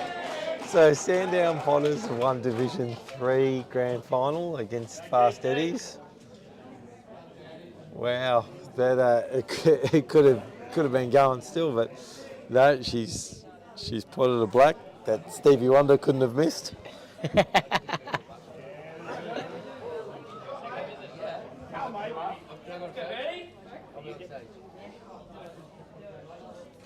Thanks, Damien. Dominic Contrain, great work, Ange. And oh, Master, should we go? Well, thank you everyone. And Vaughnie's going game as we predicted.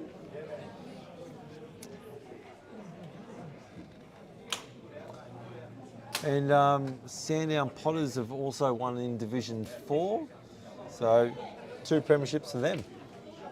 Oh, Bernie's Mr. Uncharacteristic. Oh. Get it back. Keep the lead. Keep fighting. Keep refrain. Could that be 9-all, that miss? As you said previously, it is finals night, so.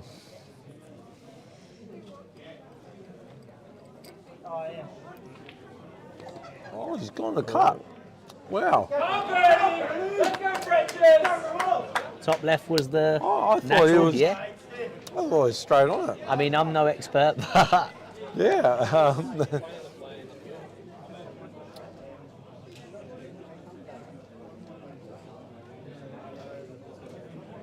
Okay, so we've got some commentary. oh, he's missed it.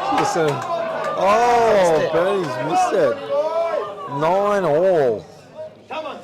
Wow.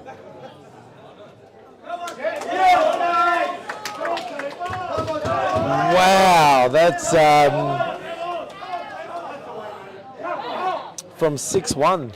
So we've, it's been a 8-3 turnaround.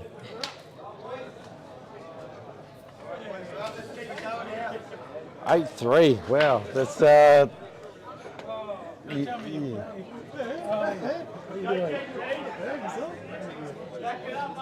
As you said a few frames ago, game on. yeah. And they've Jean's playing off the bench, so he's 2 from 2.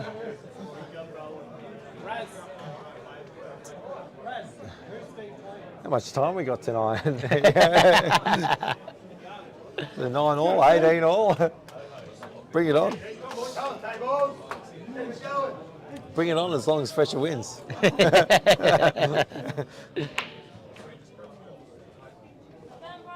Yeah, good snap, bros. Go, mate. All right, Callum.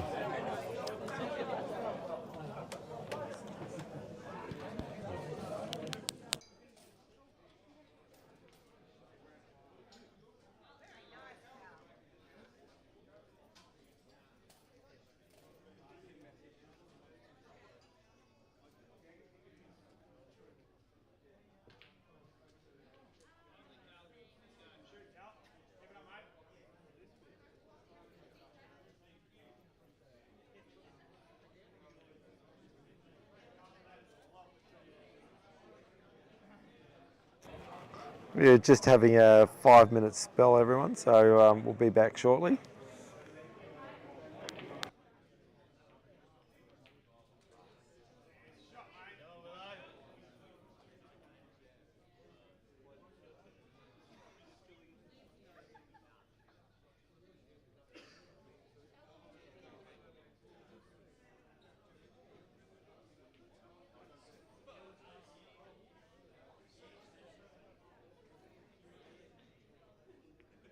Come on, Glenn. Go, Willow. Come, mate. Come on, Go, big Willow. boys. Come on, big boys. Come on, GTs. Come, boys.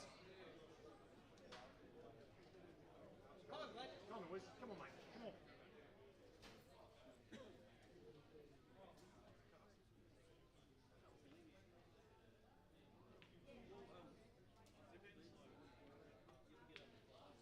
Shot, mate. Great shot, Willow. Come on, buddy. That's the way, Wiz. Come on, Glenn.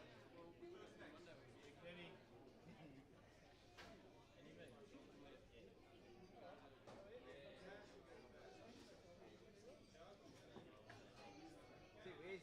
Great shot, mate. Shot, Glenn. Wiz. All right, mate. Come on, Glenn. Go, Willow.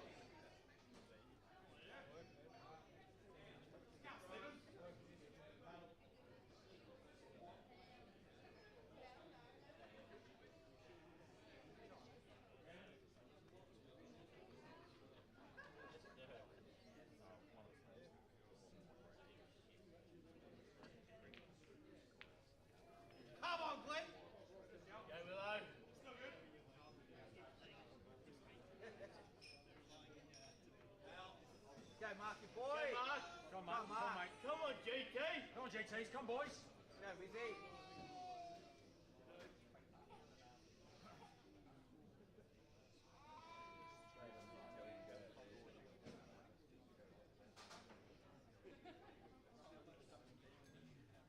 See, Mark.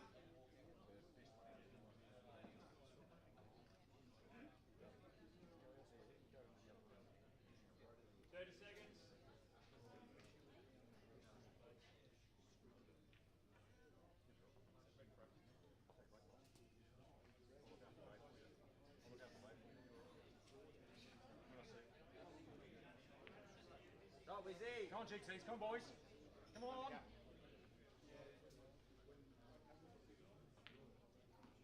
See, Marky boy.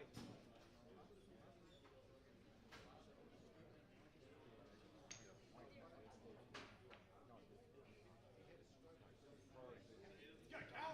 Go on, mate. Try, Glenn. Get up, mate.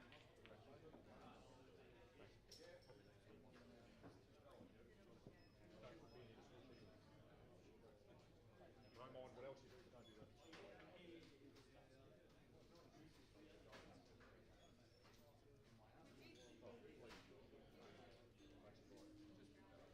That's what I'm telling you. Shot, Mark. Great shot. I like that. 30 seconds.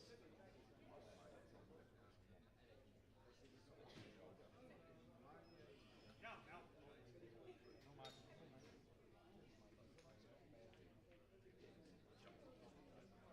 It's all right, Marky.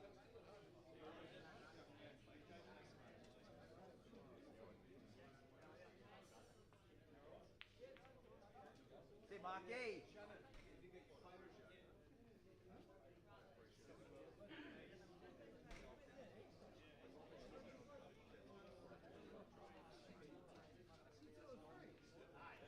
See, Wiz.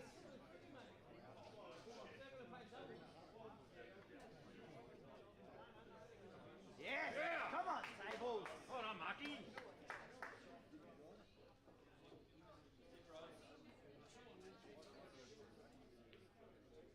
See, Wiz. Come on, mate. Well done, Marky. Mate, I love that. You can do that all night. I love it. Well done, sir. Come on, GTs. Come, boys. Come, Wiz. Come, mate. Here, mate. See, Wiz. Well done, Wiz.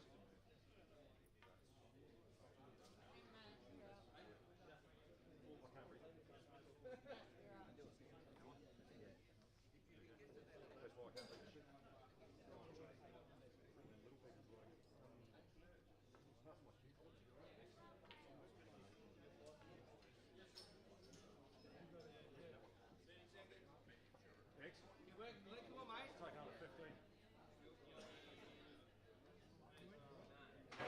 Okay, we're back. Yeah, don't know what to say here. They've made the mistakes and got punished for them. So it's green table's up, and that's what finals ball is. Yeah, absolutely. You got to take advantage of the mistakes that are given, that are made, and here we go. It's a very unforgiving game. I'm learning as I'm watching. Oh, totally. Oh, I think most sports are unforgiving. You're off your game, you get punished. You know, tennis and everything. Yeah, absolutely. I think obviously for me as well, we're seeing this standard of pool. One shot can mean the whole frame's gone, even if there's 3, 4, 5 balls left. I know that you know, I'm from a background of not much talented pool being played where in my experiences, but that's something I've learnt tonight for sure.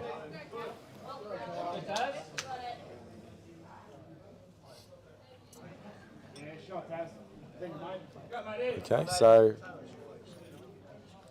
Callum really up against it here. Oh no. Not what he wanted for sure. That was never going to work out. You had to go pot and then try and get the snooker off that. So, space. They've come back and what's that now? That's a 10-3 turnaround. 10-3 turnaround.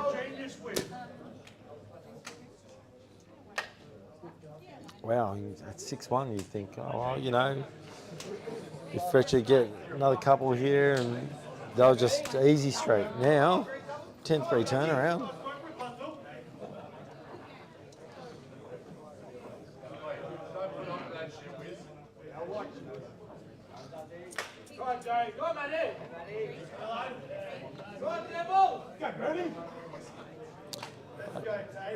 Don't forget, people, we've got the Premier Division and First Division playing tomorrow night, so stay tuned to that. And also we've got Mark Robertson and Michael Scarry doing some commentary tomorrow night. They volunteered their time, so thank you very much. It's a great feeling when you got, you know, two of the greatest players in, you know, Australia giving their time back to the sport for nothing, and it's thank you so much, boys. They'll be able to give a lot more expertise than I am. I think they would give more expertise than 99.9% of the population of Australia. No, they are guns, and they're both playing in the Pocket Series, which is a different rules format, different tables, but you know it's a sport that's up and coming, or you know one of the codes that are up and coming, and some say it's already taken over. But, you know, who knows? But yeah, no, thanks boys for coming tomorrow.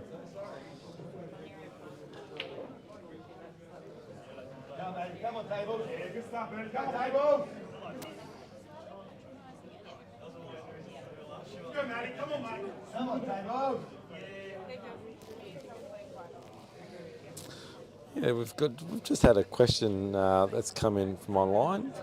I cannot understand why pool is not included in sport within Big Arena, even through Sportsbet. Well, snooker is. You can bet on snooker pretty much year round. Yeah, it's. I think with the history of pool, it's come from a pub sort of, that pub vibe, smoking sponsorship, and I think it's just been harder to break the shackles of that stigma. So yeah, it would be great if one day if we get on pool, you know, on Sportsbet and live arenas. But in saying that, they've got the Pro Series, the Pockets Pro Series, and that's getting some attention from SEN on AM radio, and that's a huge AFL radio station that's got so many listeners.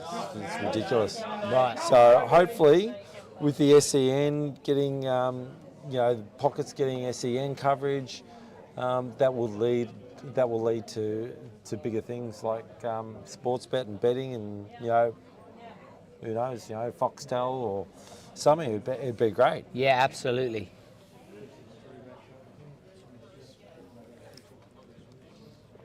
I did just spot when I was reading that one that my boss at work is tuning in.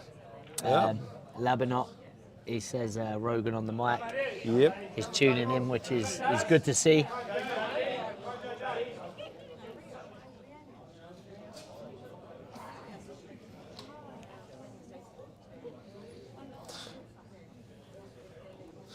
Yeah, it's we've got more comments from that last sort of segment there. Smoking and drinking is banned. Yes, but the stigma still stands. It's pub environment. Even though we are not a pub, we're a members club here at Frecciazura. It looks more professional, but I just think that. It's hard to break those shackles. I think MMPL, which is the Metro League, I think they play their league within the pub system. Or there's a couple teams that play out of a pub. So I think more clubs that we can get into and get out of the casual clothes and into proper black pants and team shirts, and it all helps. But as I said, I think Pockets is going to be the big thing when it comes to talking about TV coverage and betting, so to speak. So hopefully it sort of helps people out there. I could be wrong though. And that's obviously the fight against the stigma of what pool was, right? Yeah, exactly. Yeah, it's hard. Yeah, it's hard. I mean, darts is one of those sports that sort of has broken that stigma of dart, of pubs and clubs and smoking, and so. I love those obscure sports. Some people think that darts isn't obscure, but I love watching I love the darts. PDC. I love darts, Yeah. yes. I still remember watching it as a kid where they had a pint of beer on the table. Yeah, now it's as bottles you of say. water. Yeah, so it's bottles of water on the sidelines. But the crowds are amazing. They all get dressed up and they cheer, and they've got their anthems. Yeah, that's it. So but they've done well. I think Barry Hearn he's the CEO of PDC and also of snooker as well, and that guy's a legend. To what he's done for the sport of darts and snooker is amazing. He's probably got more fingers in more pies. I don't know, but for what he's done for darts and snooker is amazing. Yeah, absolutely. I agree.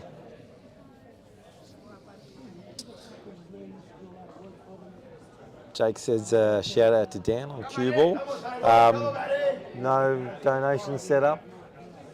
No. Oh, look at. We're going to put a link up for donations to Dan at CueballTV. Dan does a great job getting coverage and getting our sport out there. So we will post it on the YouTube in the chat. So look, tomorrow night, whatever we can raise, let's help Dan out. He does so much for us. So. And we have not commentated on a game of Four Ages.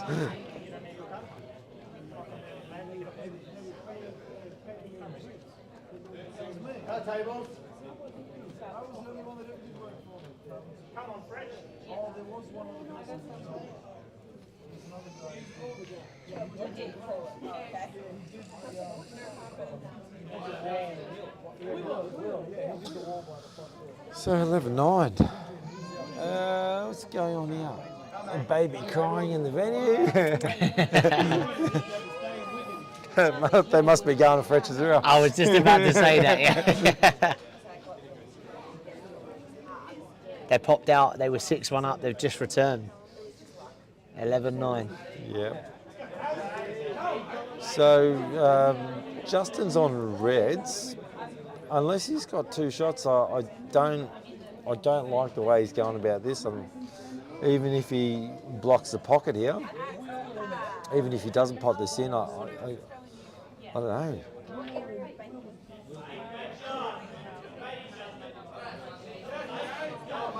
I don't think that's potable. Unless he's got 2 shots, I can't understand.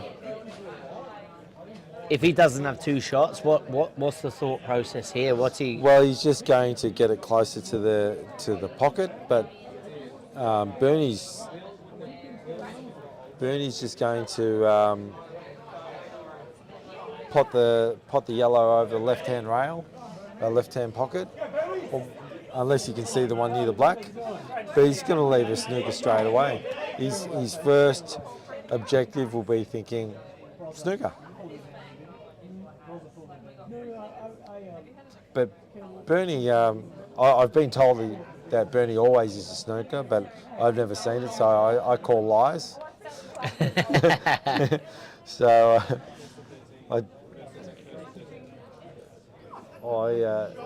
he's got to go snooker. The team thing to do right now is go snooker. Look, he might see an opportunity to knock this red out. That red is off the rail, not really in the pocket. So he might knock it out. No, he's gone snooker. And I don't think he's left this total snooker, so he has to touch a cushion after contact. Okay, everyone. If you want to help Dan from CueballTV, if you want to throw a donation his way for promoting our sport and doing such a great job in the coverage. Can't comment on the commentary though. Just throw a donation his way. He's done so much for us, so get behind him, and he can buy some new equipment. He does put all of his donations into new equipment. He started off with 1 camera, and now he's got 5, and he's upgraded those 5, and computer and everything like that. So get behind him tonight and tomorrow night. If you can put some money his way, that'd be great. He would really appreciate it. Cheers.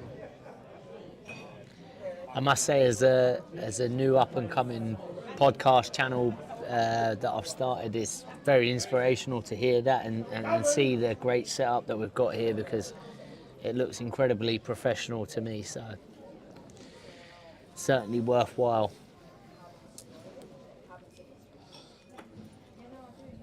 That's a funny one. I just got a comment. I don't know who the Cyclone man is, but does the highest donation get a coaching session with Angelo? I don't know who that is, but that is hilarious. I don't know what you're going to get from me. Let's go out for a few bottles of wine. That's probably what you're going to get from me.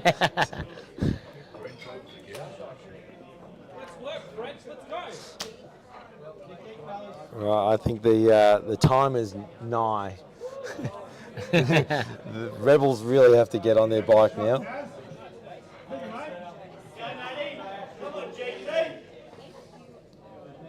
I think the points cap for this division is 91, could be 92. I can't confirm or deny, but if someone does actually know, put it up. We've had that question.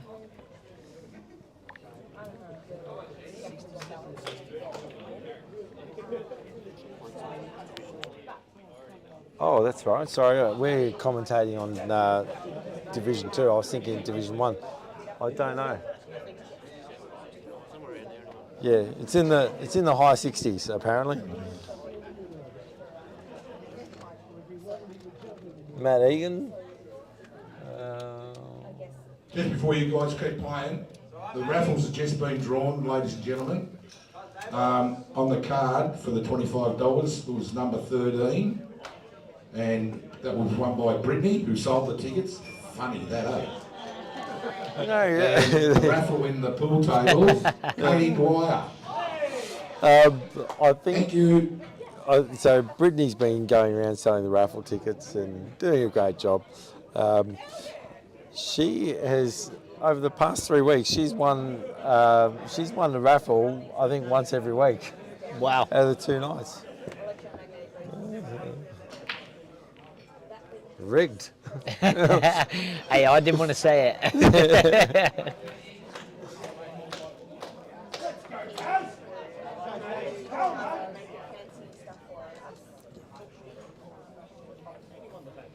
Okay, we've just been given confirmation. 68 points is the points cap for Division 2.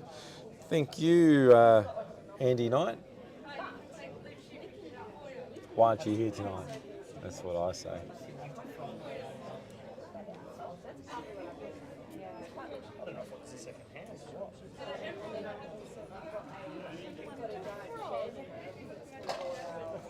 I brought up this.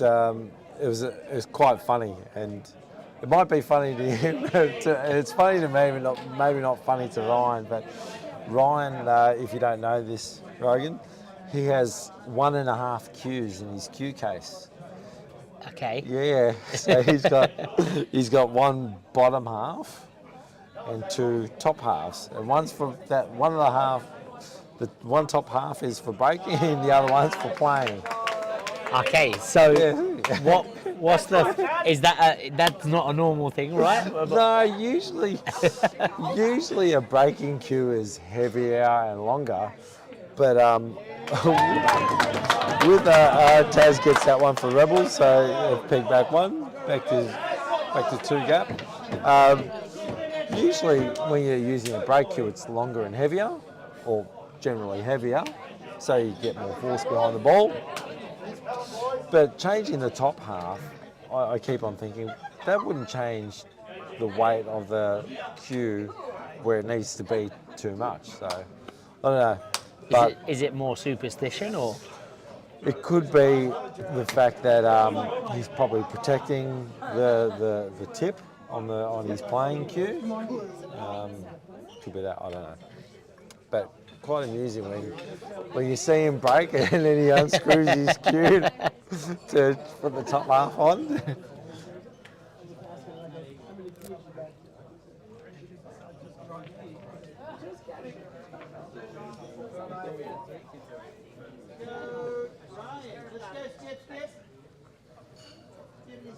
Come on, Mikey. Come on, Rez. Come on. I was just going back to the Ryan and the cue thing. It would be funny if you unscrew your cue just for a shot on the black in front of the pocket. I think that would throw your opponent right off, wouldn't it? This is my black ball top half. I'd be all for it. Mind games. That would just spin me out. It'd be throwing me off my games for the rest of the night. Be talking to all my teammates. Do you know what he just did?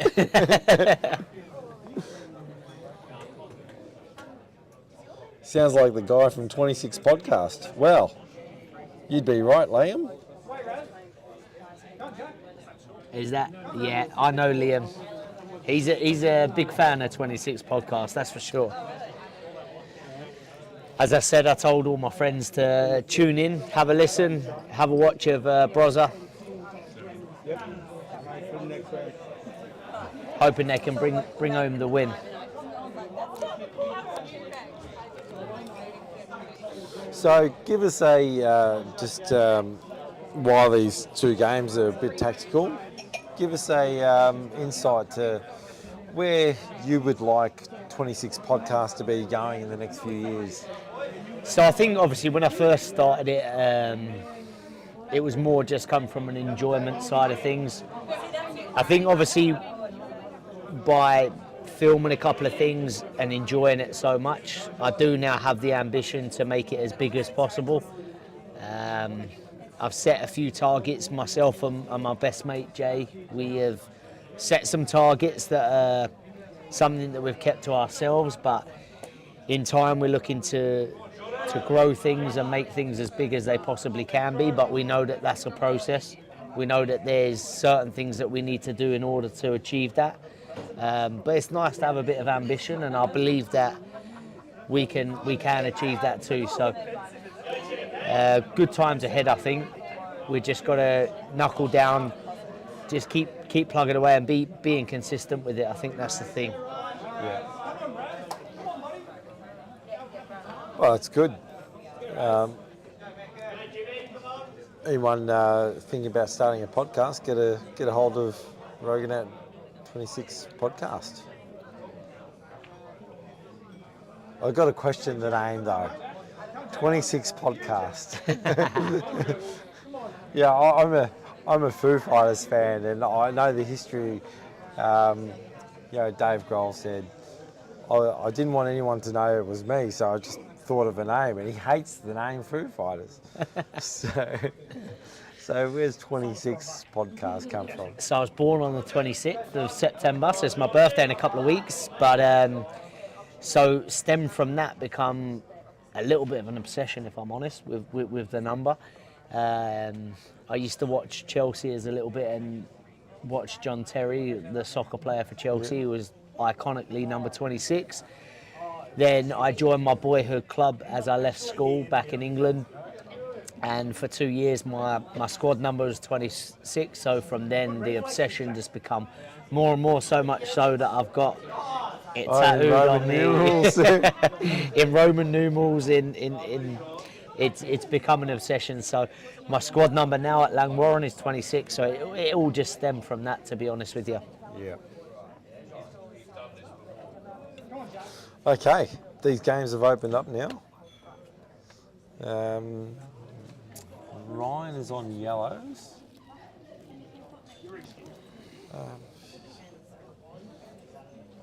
Ryan can just play the waiting game here, just bide his time. He doesn't need to go for it. I don't think that yellow is on in the middle. Sorry, the left-hand middle. Bros is indicating that it is on. Okay. Right. I don't see that, mate. So Jack will take his regulatory 10 minutes to think about this shot, even though he's got a 1 minute time limit.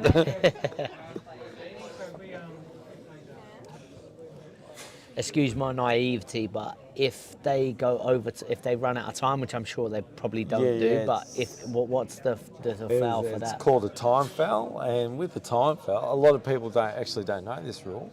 So if you don't know this rule, you learn something new every day. You can actually take white ball in hand and take it back to the balk. Oh, Jean has played an absolute perler. Yeah, I told you before, this guy just only knows one way, so.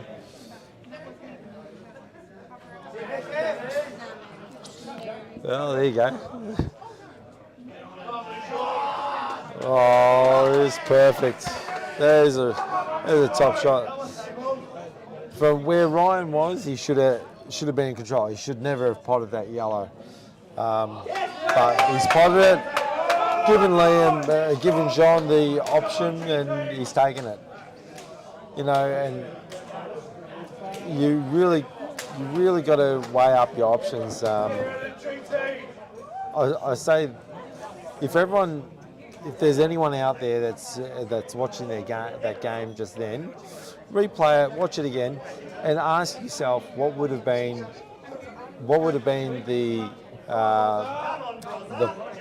played out if he didn't pot that yellow in the bottom left-hand corner, it would. I think it just would have changed the whole dynamic of the game. So, for anyone that's inexperienced and learning the game, have a look at that game again, and you might see, wow, he was in control, putting that yellow, further over the corner pocket rather than potting it. He would have been more in control. So that's my opinion. Yeah, absolutely. Yeah. What would have been the thought process of the other side of that? So him potting it, did he think that he had something else on? Well, Steve Bros said that yellow in the middle, in the left-hand middle, that was clustered with the red, was on. Look, I don't know, but personally, it's like, well, if you don't pot that yellow in the bottom left-hand rail, left-hand pocket, he didn't have a pot on. Mm-hmm. So, but he gave him the opportunity to have a ping at it, and he did.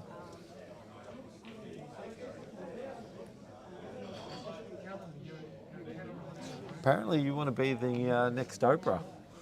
Me? Yeah, that's what I've been told. That's what's on the chat line. Let's have it. Next Oprah. Liam is putting Rogan right under the bus. Yeah, Liam thinks he's a bit of a comedian, obviously, but he's gone bus driving. Okay, Jack, where's he at? Is he played that shot that he's still thinking about? Come on, Jack, work it out, mate. Okay, so Jack is on reds. Okay, so look, Jack's on reds here. If he goes pot here, this is good for Jack. Now, a lot of people would think, oh, I'll double this black back, but doubling this black back puts the white up to the top corner, top of the table, which gives him access to that dead ball. Now, if Jack puts this out where the texture mark is, where we normally rack the black, and puts white on the bottom rail, he's further away from that dead yellow on the top rail, and he gives himself options for the next shot. And as I said, he's gone triple. Well, what a result that is. I should stop commentating. but seriously, that doesn't work out more often than not. Snooker, now the game just gets dragged out. Yeah.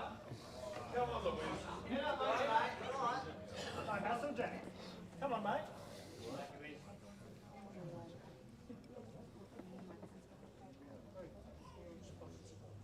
I love the name Jack.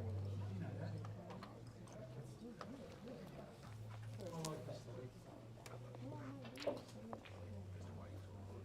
92 viewers. Let's see if we can crack 100. Everyone, jump on. Yeah, 8 people. Absolutely. I can't because I'm already on.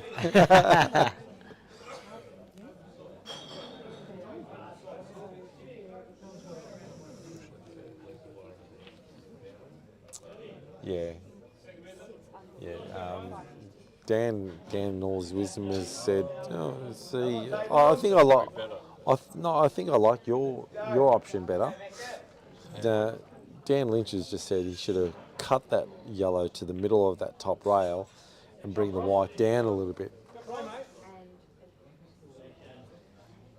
You know what would even be better, Dan, is to bring that yellow back down near the yellow and black.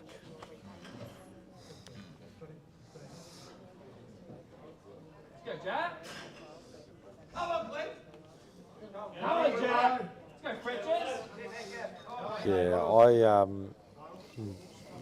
Jack, I think he's got a, like,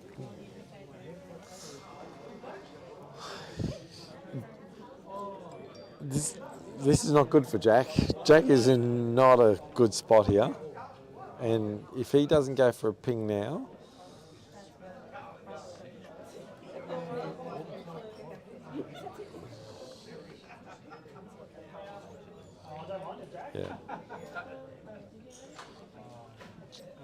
James has just got to have a ping at this left-hand yellow. If he gets it, it's all over. But he hasn't seen it. He's just going for more control. He's just going to tap this again, and I'm seeing someone on the comments suggested that I should start my own betting service line with my podcast. If I could, I would. That's the message there, I think. yeah. So I don't know. This is so I would be taking this. I would be potting this yellow and leaving the white over near the top left-hand corner, just so it doesn't give James a pot.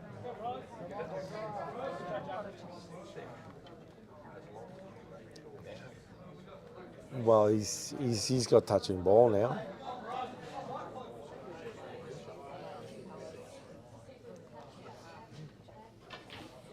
So I think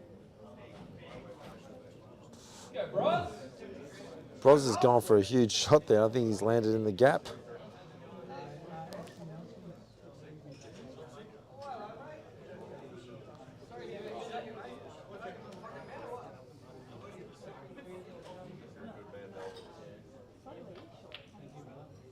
Oh, he's gone the double. Oh no. That's unlucky.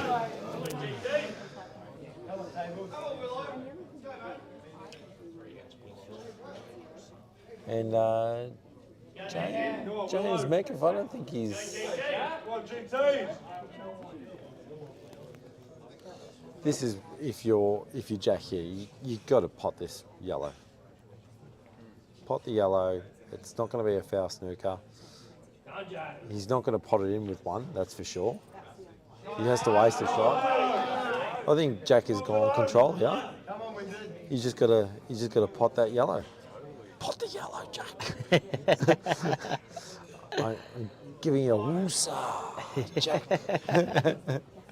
Pot that yellow. Do not. Oh, you. Oh no, Jack. Just pot it. 400 of his teammates have just come up to me and they've said, just pot it.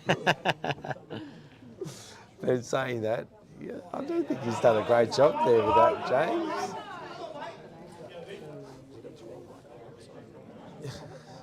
Well, Willow's gonna go make this 14-10.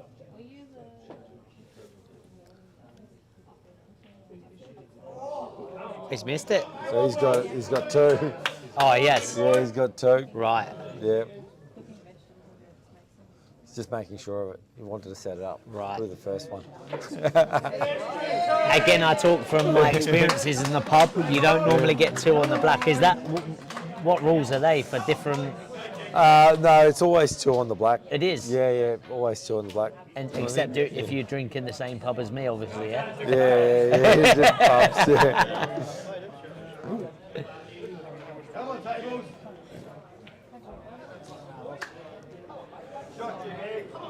I'm losing to myself. I'm not my opponent. Yes. I know. I think that was enough when I played it.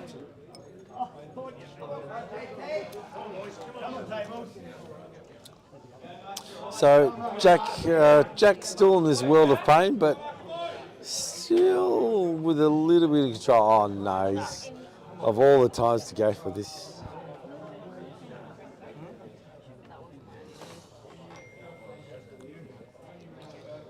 Okay, Jack's going for the hero shot. Don't agree with it. No need for it.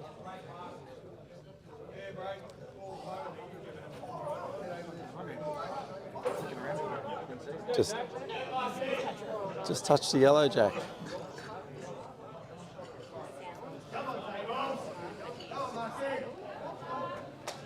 I don't know if I can. I don't know if I can watch Jack's game for much longer. Right, over to Taylor. It's congested as hell. Oh, there you go. And he's left a cut on for James. So.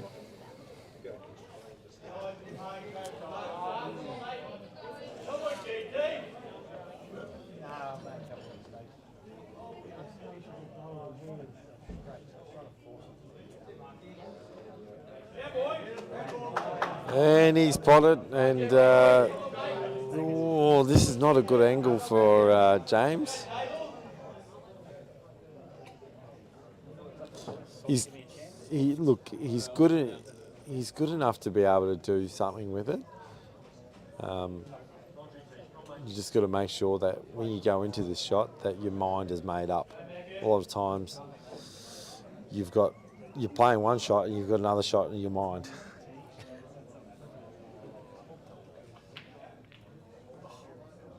Oh, he's gone the snooker himself. He's gone the snooker himself.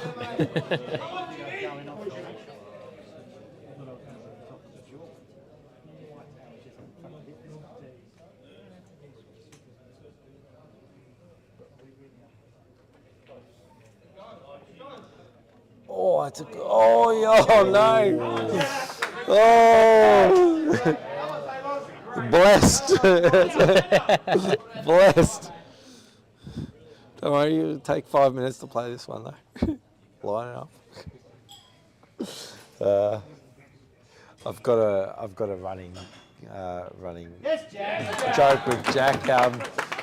Whenever he calls up my place,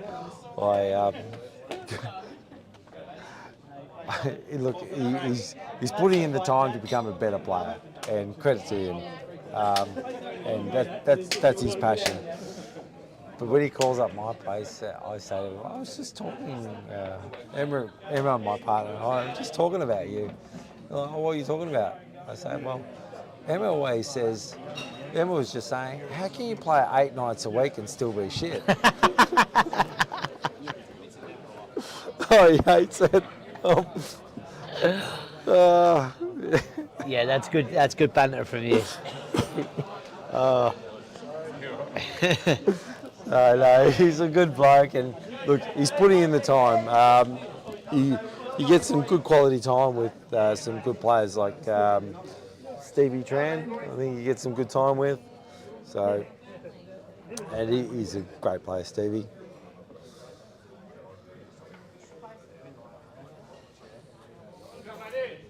Can you imagine if that took off? Yeah. Everyone watching this stream starts going up to Jack. Hey, Jack. When he's just won as well.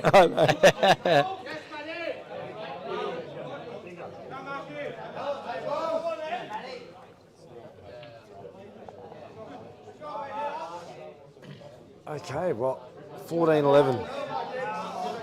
They really need to get moving here, Rebels. They've made some doozy mistakes, but also they haven't taken full advantage of the mistakes that have been made their way. I see. Is it Rayleigh? Rayleigh, yeah. Yeah, Rayleigh keeps making comments in regards to the podcast, which is awesome. Got lots of ideas, so if they want to jump on board and be part of the 26 podcast team, hit me up on Instagram. We can get the betting app underway. Let's do it. Yeah. Change that stigma, as you said. Yeah, well, it's true. It's one of those things where it only takes one idea, and that idea to be someone to go with it, and bang, before you know it, it's in play. I think, like you said, even the darts managed to do it. So yeah. Oh, look, it's not impossible at all. Nah. Oh, Warner's cushion found. Bernie, sorry.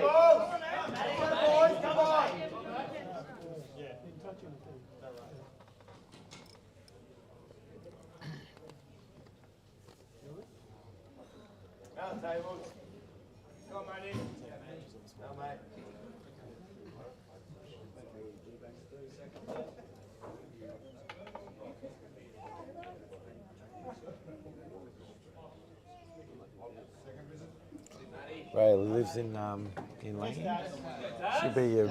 Should come and watch you down and play with down at Langley. There we go. Absolutely. Have a few drinks with Gus. Yeah, exactly. There you go. Me, Rayleigh, and Gus. Few drinks, podcast. Yeah. There we go. Chew the fat.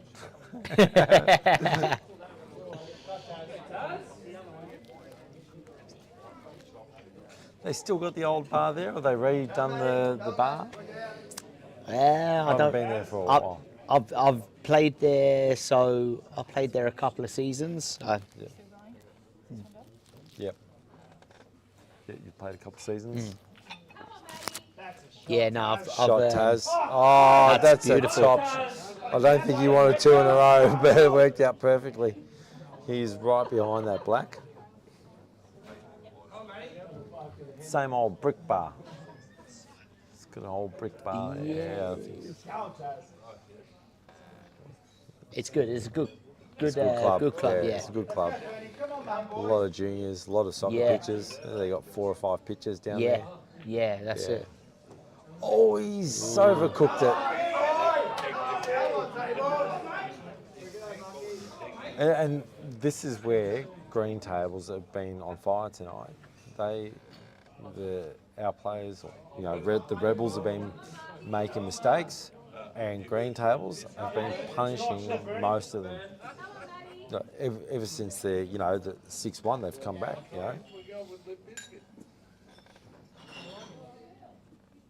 So for those who are just tuning in, it was 6-1 to Rebels earlier on tonight, and it's 14-11 green tables now. So it's been quite a decent turnaround. I've got no stop. He's got no end. Just keep going. Go, Marky. At least Jazz has got a cheer for a Great match. Awesome commentary. Of course. There's probably people out there watching, thinking, when are they going to start commentating on the games? I did actually see that somebody had commented earlier and said that. Here we go. Look, Thomas Hull. Nice to have a neutral commentator as well as someone who has played the game, get 2 perspectives. So at least I don't feel completely useless sitting here,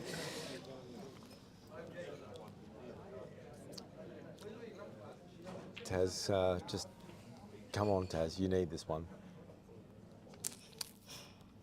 Come on, Taz.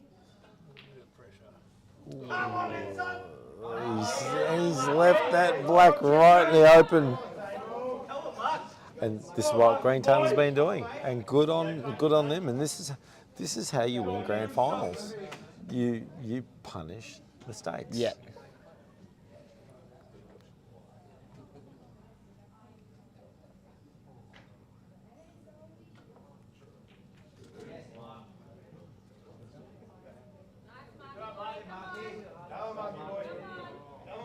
Needs a nice white ball for the black, but this is a regulation pot in the corner.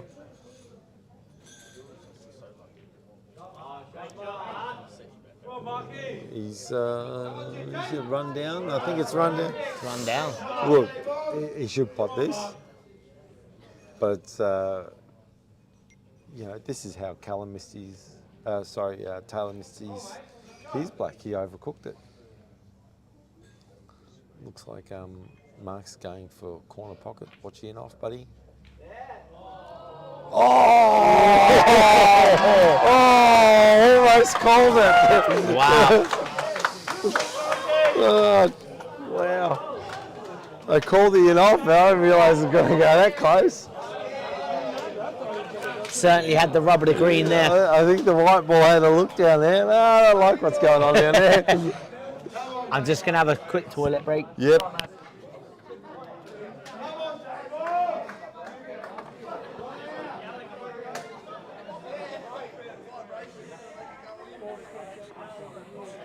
Yeah, poor Taz he's come off the sidelines and just shaking his head, looking down at the ground, poor guy.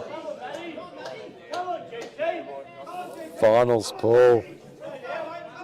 Wow.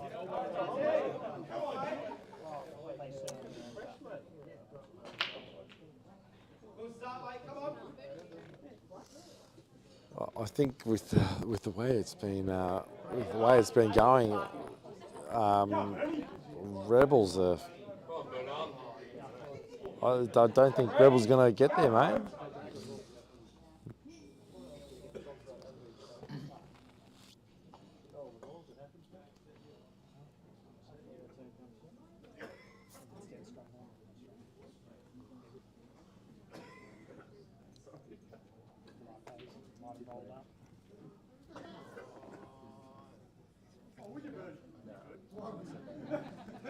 I think he's got gap, but not to pot it. Oh, he might. I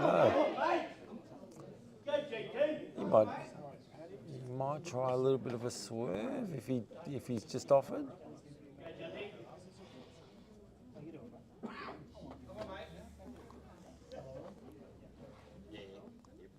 Dan's looking at it thinking it's not on. I tend to agree. I think he needs a little bit of a swerve.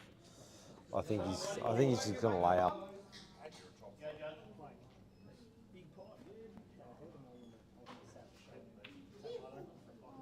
Oh, he's gone for it, but no. No good.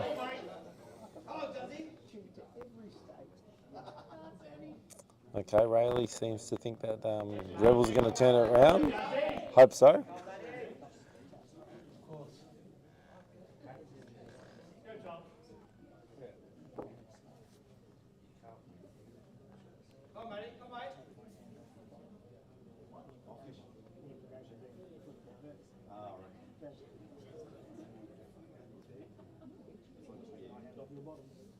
Good, thanks.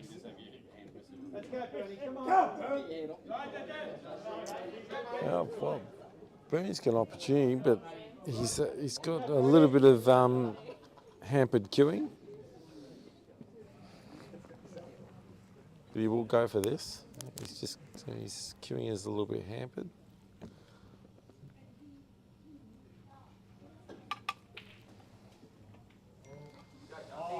Not the result he was after, but he'll probably look at a double here.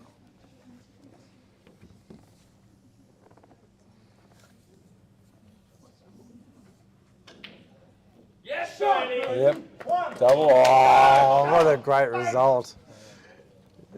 He's got a clean shot at this. Nothing in his way. No awkward bridging. But, you know, in his last game, he actually missed a black very similar to this. That's correct, yeah. See, we have been watching the games.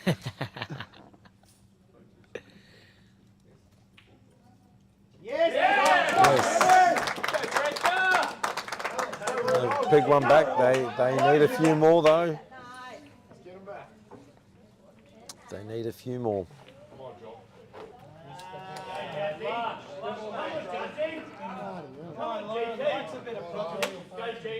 Big double, mate.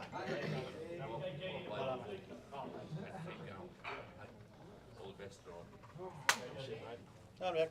Keep it, chip it a chair. Keep us alive. Okay. We're playing, we've got Jack playing Jean. I know one of these players will be playing super aggressive.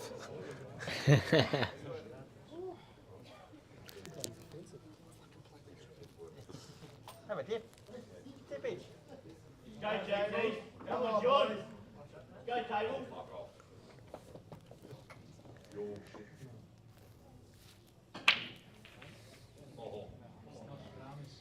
Great, great.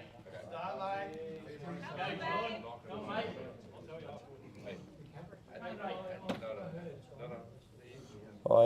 I don't think I can comment on that one, Craig. We'll leave that one alone, I think. Just a nudge. And I don't know what that's got to do with Paul as well. Yes, mate.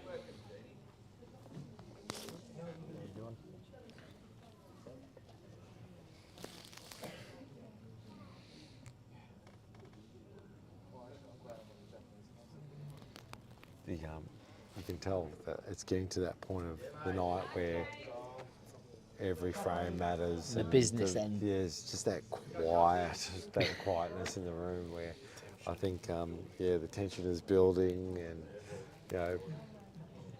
that buzz that was here at the start of the night, that's just gone. Now it's just, oh, I didn't realise it was going to be this time of the night.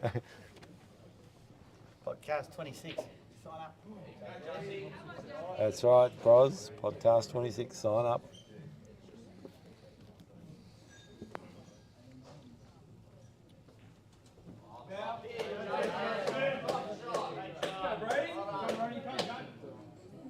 So, I don't think he got the cover that he wanted with that foul. So I think Brody might look at squeezing the red under yellow again.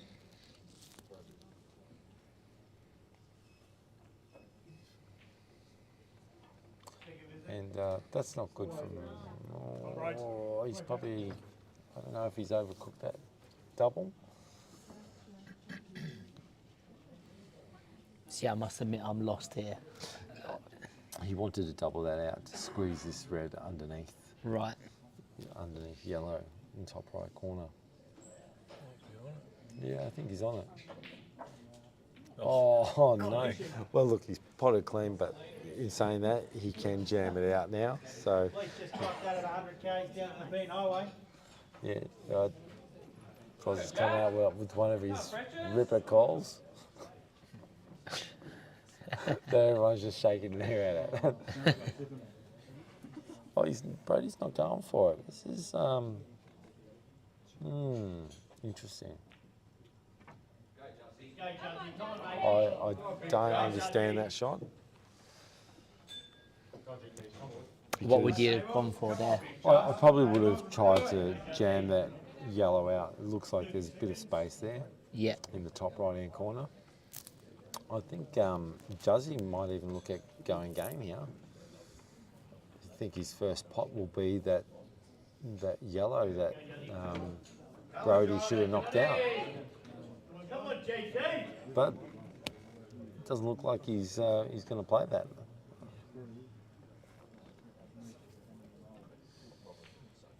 Skittle Winkler, UK. This is being played at the Fretchazura Club in Melbourne, Australia. We're playing on the best tables in the best venue. No, it's yeah. So that's where we're playing. Hopefully you're enjoying the stream.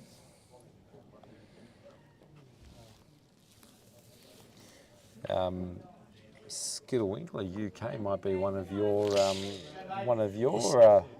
subjects. It could well be. Yeah. Yeah, it could well be. Skittle Winkler. Tell us more about you. Please don't. I'm intrigued. Let's do it offline. I don't want my name attached to that one. Sure, there's a story behind Hey, you it. tried to throw me under the bus with it. Just because it got UK at the end.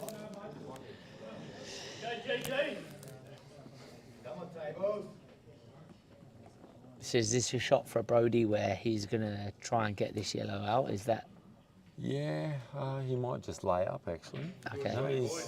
He's given foul 2 shots and probably more than likely the game. And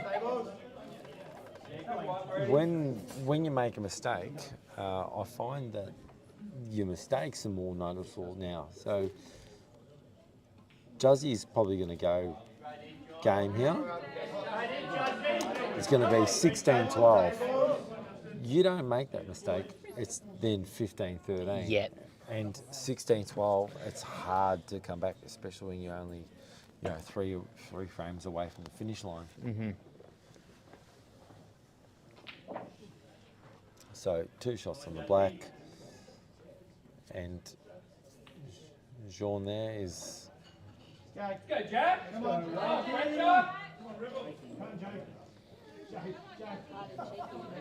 Even people in the crowd are getting Jack's name wrong. Or should I say Jake's name wrong? Yeah. Well, Jazzy should go game here.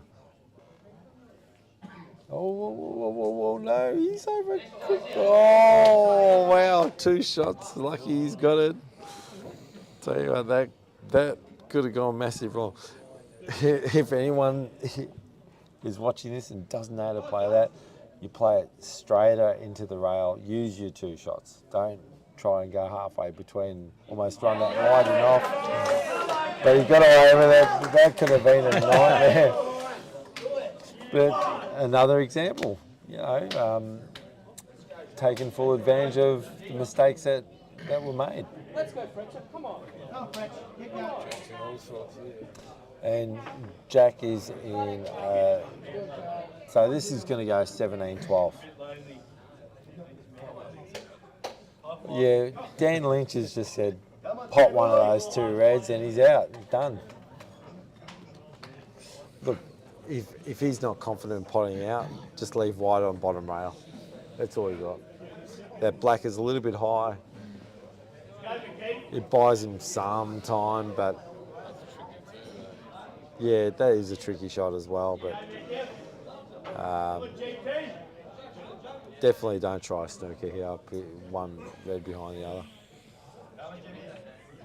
And that's what he's tried. No, I don't think he has. Look, no, I think Jean will try and swerve this.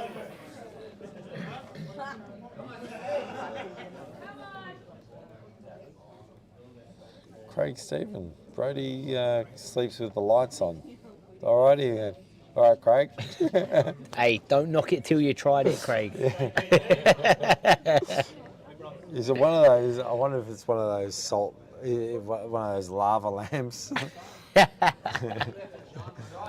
They're old school then. Oh yeah. You're coming back. That's what I heard. Oh, Callum, great pot.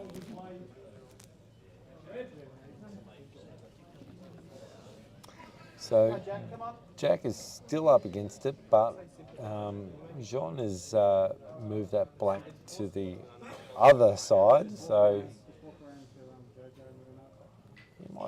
he might look at going game here.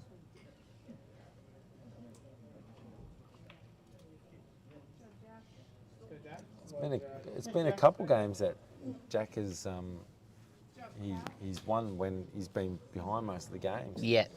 So tell me, when you're playing pool in this situation, you're at 16-12, you're down. Are you trying to be a little bit more cautious, or are you going for it? You got to play percentage pool. Yeah. If you got to play your game, I think you got to balance more percentage pool with the balance of your own game. You can't go out of your comfort zone. Mm-hmm. So it's like, well, you got to put a little bit more thought into it, and even if the balls are all potable, you got to make sure that you concentrate that little bit more. You got to make sure that your white ball is, working better, that you've got more control of it. Yeah.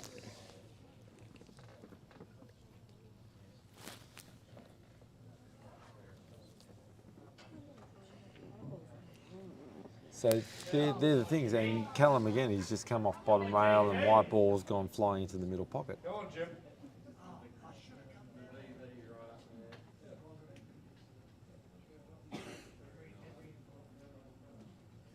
So yeah, Jack's just let that white ball go sort of out of control a little bit, and now he's up against it. So he's probably going to try and cut this one across. Yeah. But white ball again. You're thinking, if I cut this, oh, he's cut it. Wow. Yeah, a lot of people think if I cut this, the white ball's going flying to the black. Yeah. He could have kicked that black straight into the pocket. Yeah.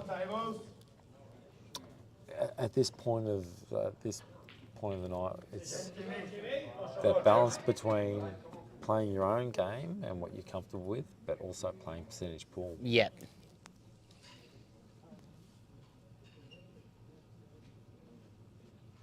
and a lot of people don't understand that.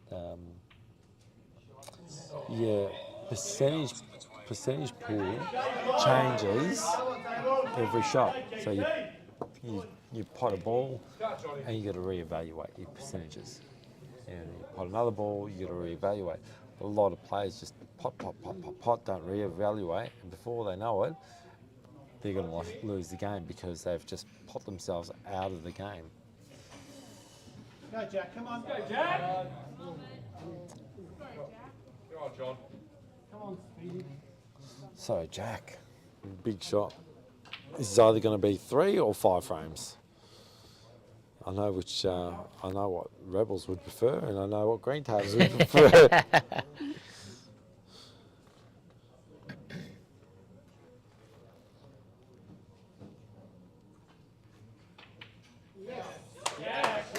Oh, beautiful. Jack is potted. That's a good shot. Good pot. And this is the thing, you know. 3 frames, 5 frames, and this is where, you know, if Fretches or Rebels win another one, 16-14, people start thinking, the team, you know, the people watching that play for Green Tub are thinking, we should be 17-12 up. Now we're 16-14. So it's it does play your mind, and there's that thing called, you know, scoreboard pressure. Yeah, absolutely. And I think it's swayed both ways tonight. You know, scoreboard pressure is 6-1, but it's how you want to handle it. And Green Tables handle it really well tonight. Of course. And again, I relate it to soccer, which is what would make me understand this a little bit more. And it's like that whole being 2-0 up, all of you're comfortable, all of a sudden it's 2-1. Yeah. It becomes tighter than you ever anticipated. So.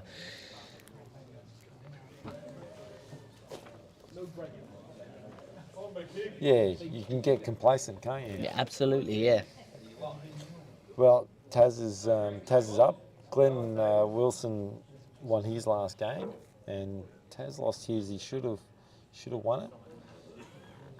I'm hearing Taz is a very talented player as well, yeah? Yeah. Got a good name, right? Yeah, he's... Oh, white ball's flown in the pocket. I said that at the wrong time. Yeah, commentators curse. I apologise, Taz.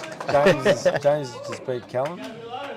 And again, Callum gave, I think he gave 2 fouls that game. When you give him 2 fouls at any level, it's going to hurt. Yeah.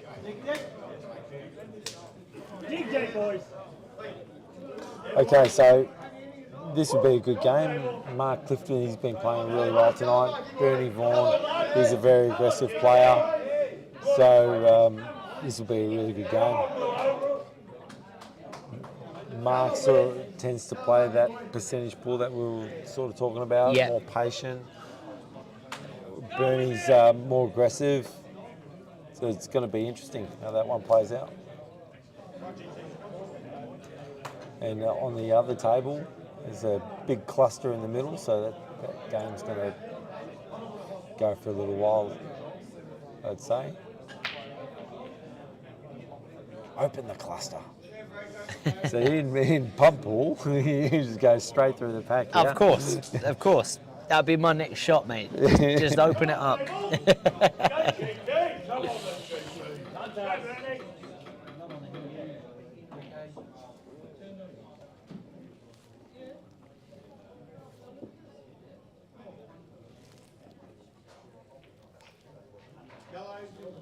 Gary Bradshaw is going around taking the photos tonight, so if you want to check out Gary's Instagram page, it's GazzaB.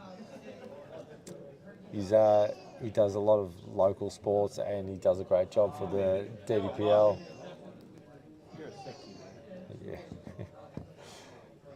Yeah.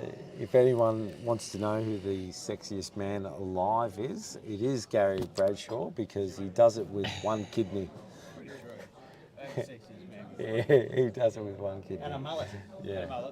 It is a mullet, but it's horrible. Come on, mate.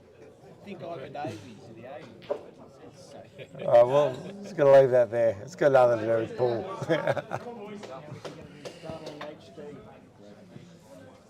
boys saying? You on next?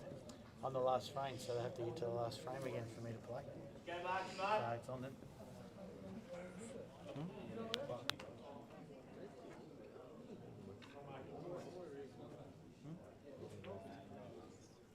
Shot, Taz.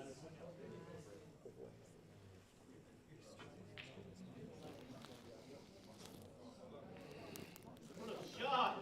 Shot, Mark. Good thinking.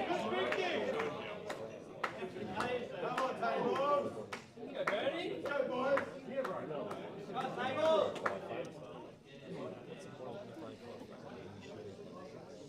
Come on, Frenches. Still not over. That's right. So, green tables need 2 frames, and sometimes they're the hardest 2 frames, but they've been playing well.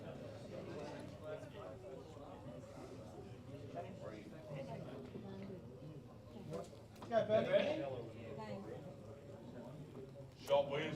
Well, you can see Mark Clifton here on yellows. He's got a bit of control. So, Bernie's got to start thinking, how can I get some control back here? And putting a cat amongst the pigeons. So, as we say in pool, that's what he's done. So he's tied that up a bit, but just creates still what's to do next. And I think Mark will just give foul here. I think he'll put red on the right-hand rail and push that yellow closer to his other yellow. Come on, Wiz. Come on, Slim.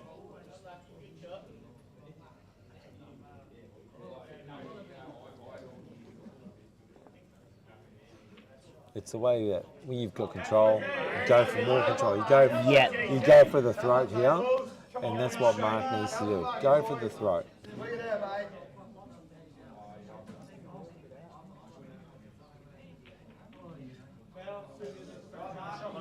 He went for it, but he should have been getting some separation from those reds with the yellow. So that won't bother Bernie at all. Because obviously those 3 are so clustered. Is that? They're all clustered, and there's also there's no chance of Mark finishing the game from there. Yeah, Where got ya. if that yellow was separated from the reds, it would have been, well, I can go out from here. Yeah.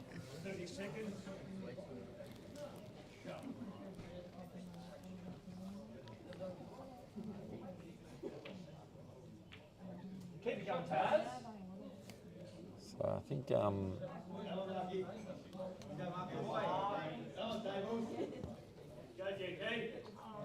personally, I'd almost pop the red over the corner, give him foul. He's going foul on this side to try and get separation. Oh, that's not good for Mark. That is not good. Because now he doesn't have that insurance of having cover. Yes. Yeah. So Bernie can play. It's really smart here. And see, everyone's saying great shot, but that's not going to phase Bernie. You just clip off this, leave snooker, up to you. Yeah. And that's what he's done. Shot, Bernie. All right, back to you. Now it starts to play out where this ball is not over there's no yellow over the pocket. So now. that has taken away his security, right? Yeah, exactly. His control. That's a shot, Marky boy. Everyone's saying great shot again, but we go back to that thing. He's just going to glance off this red, leave snooker again. Yeah. Let up, mate. Come on, mate. Let up, Taz. Come on, big Wiz. Yeah, shot, Bernie. And here we go again. But I think Mark's going to go off side rail now, the right-hand side rail.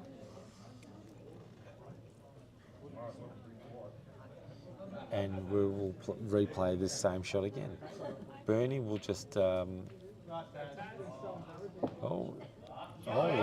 that's a result, because now he can't He can't glance. clip off that, yeah. But he's got a shot on. He's got a shot on here. I think on that Yeah. lower, on the bottom left-hand pocket.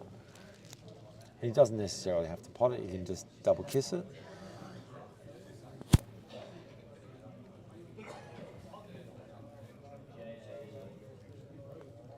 You don't have to pot this. Just double kiss it.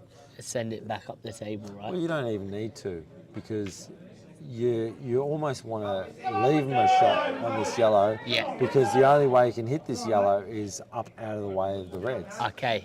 Oh, he's just giving lucky. I thought that was going to go. See, as I said, he's got a shot on the red, on the yellow now, but he's going to move it out of the way of those reds.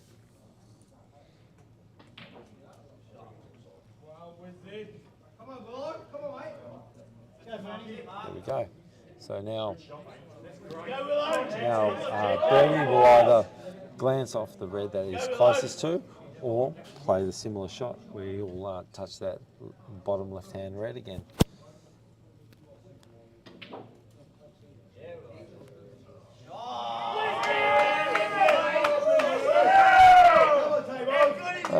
Glenn Wilson, he's got the chance to put green tables on the hill.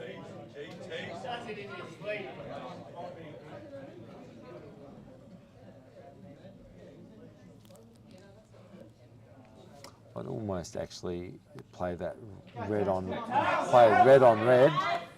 and put a little bit of bottom on it, leave white on the bottom rail. Yeah. And he actually just splitting all those reds open.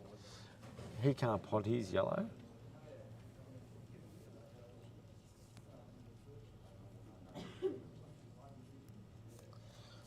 I think the only thing to do now is double this red back, maybe, or leave white near top left-hand corner.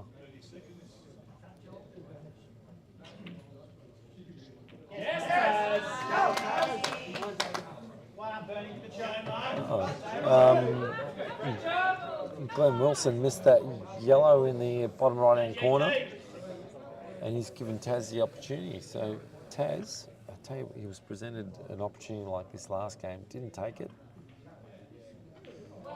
Oh, this is good, this is good, this is good. Stop. Oh. Now. That to me looks like a difficult shot, but I don't know. So Taz had a similar black ball in his last game, and he's overcut it. Hopefully he's wiped that from his mind, and he can pot this cleanly. Oh no! Oh, Taz. Oh, so that's 2 games. Yep. Taz is sort of, just felt the pressure. It is finals, and well, I'll tell you what, he's got to watch his white ball here. This white ball could go straight in the bottom left-hand corner. Oh, it was so close. Willow's put green tables on the hill.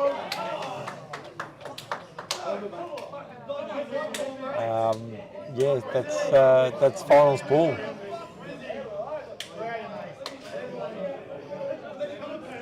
Yeah, and someone's still got a baby in the room. Yeah, they go for rebels.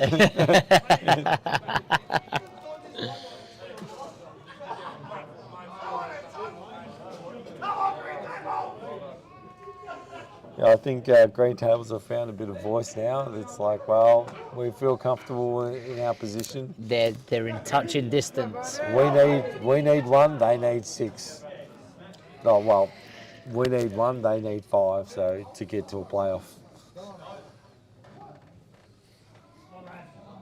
Well, they were 6-1 up at the start of the night, so yeah, they can go 6-1 up.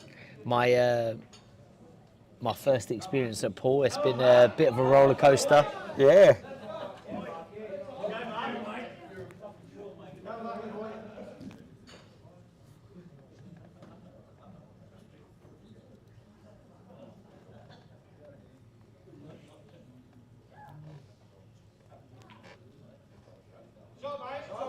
So Mark has put it. Mark has done a great shot, and this is the percentage pool. Didn't go for the pot. He's put the ball there. He's asking the question. So can Bernie answer it now? He's got a tough pot on here. He's going to take it on. If he gets it, might all work good for him. But he's missed that by a bit, and I think he's got second prize. I think he's got second prize there. I think he's got a snooker on. Oh, how cruel! He's called total as well. How cruel!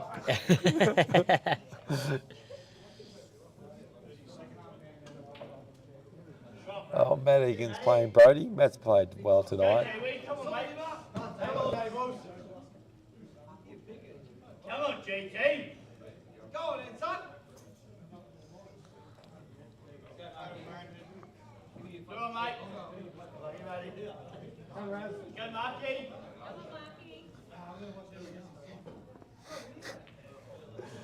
Okay, Mark has played he's got out of the snooker, but unfortunately he's got a little bit of bad luck because that yellow's landed right next to red. So Bernie's probably going to just knock this dead red out of the way.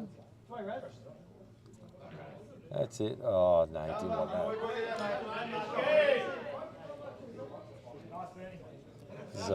This is a free shot for Mark.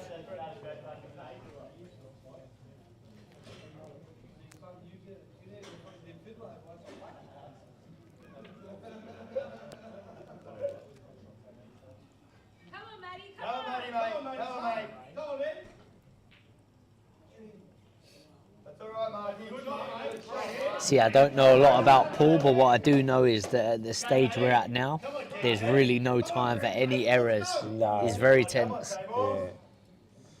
Yeah. So he's missed that, but still got a little bit of breathing space. See, if Bernie knocked that red out in his previous shot over a pocket, we wouldn't be in this situation right now. Bernie would have no pressure. He'd just pot out all four balls and right. Yeah. See, now he's probably looking to lay up on a snooker. This is the shot that he wanted to play last time, but didn't get the result. Come on, GT. Come on now. Come on, boys. So it looks like Mark might be playing, trying to snooker him back. Bottom rail. Oh, top bit, Matty. Come on, Matty. Go, JT. Come on, Matty. Come on, mate. Tell the table. Like where the balls are situated at the moment, the Rebels should be going up 18-15 here. I think Matt Egan's probably going to pot himself into trouble. Come on, GT. Go. Come on, mate.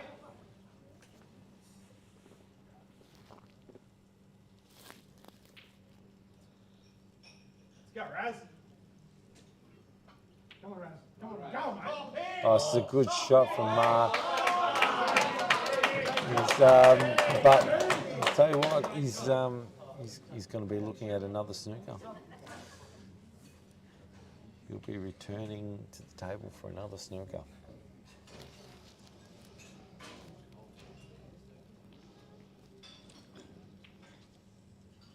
Ryan has missed that by a bit. Yep.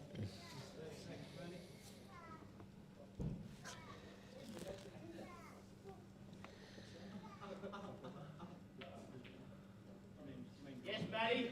Come on, Mark. I think Bernie's got enough of that to get a snooker. Yeah, well, Mark's scored total.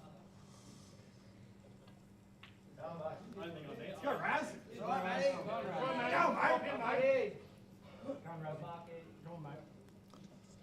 So Ryan really needs to have a game plan here, and it's a good shot from Mark. Oh no! Oh, he's foul snooker. So this will be game Bernie. So when you commit a foul and you can't see both edges of one of your balls, it's considered foul snooker. Right. So to nominate either a ball that's on the table to play, and that makes it one of your own, or white ball in hand. Bernie's taking white ball in hand. So that's the same as free ball, is that? Yeah. Yeah. Yeah. But I think he's playing this. Oh, I don't really agree with this shot.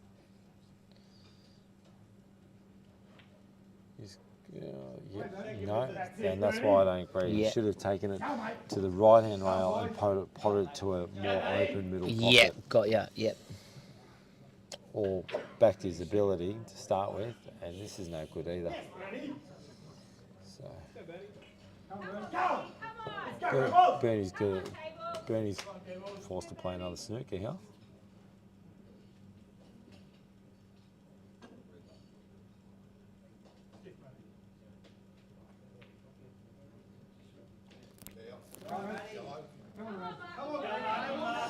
Okay, so Bernie's played a shot.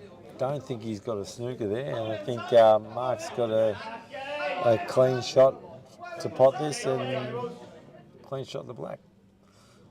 Mistakes will lose you grand finals.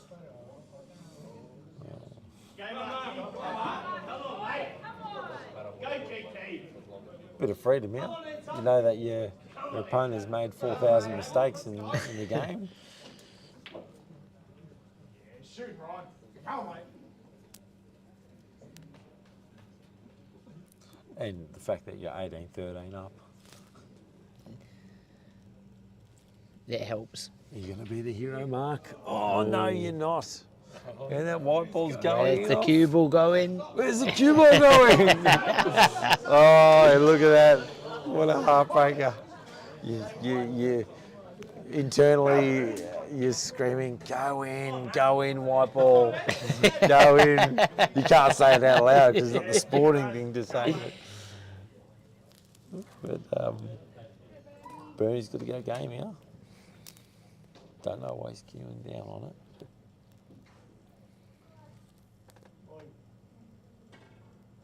That's a good shot. Someone just did a bit of bad sportsmanship there. Go on, Bernie. Let's go, mate.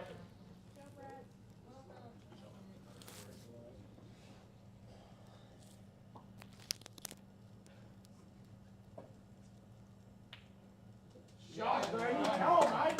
The room is very quiet. I don't know. Oh, jeez, you could cut the tension with a knife in this place.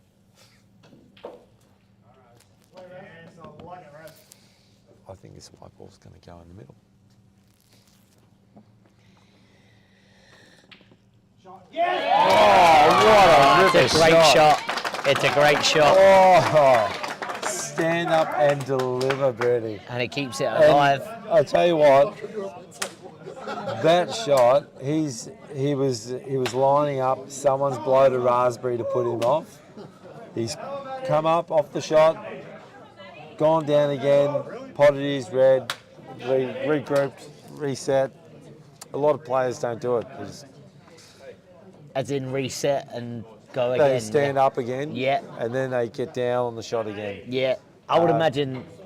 I obviously don't play, but I would imagine that would be very off-putting, right? Oh yeah, exactly. It's with anything. If you're not in the right position when you're playing golf, or in tennis or pool, snooker, whatever it might be, a lot of players, amateur players, of course, pros probably get it right first time. They continue on with the shot, knowing that they're not set. They're not set yet. Stand up, get back down, reset, deliver. Yeah. Bernie did a great job there, and it's just unfortunate someone tried to put him off. Yeah.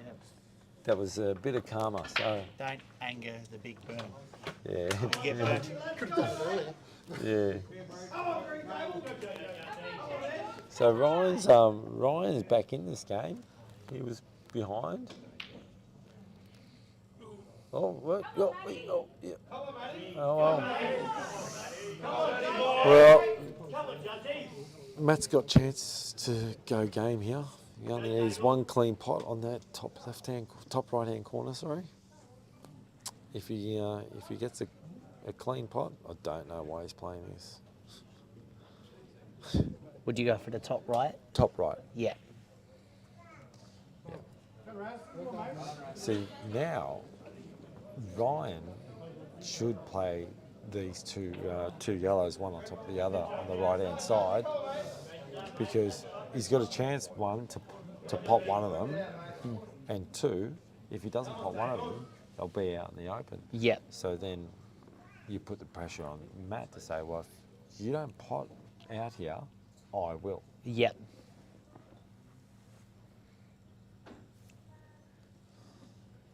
Well, it's been a tense grand final, and if anything, you've taught me a lot tonight. So I've got a whole new way of thinking of the game. So.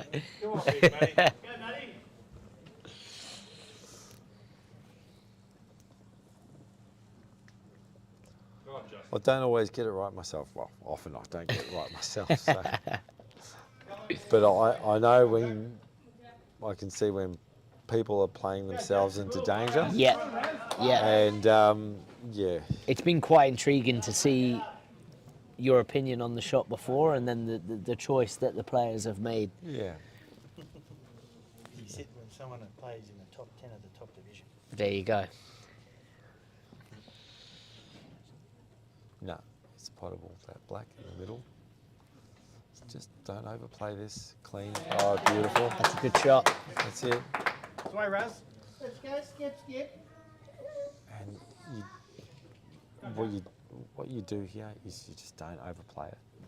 A lot of players tend to, they have that mindset of, I need to get this white ball as close as I can to the next ball, where that can create the mistake. Right.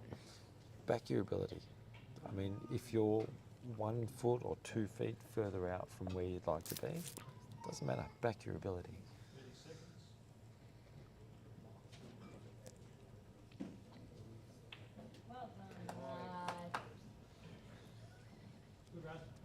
And this is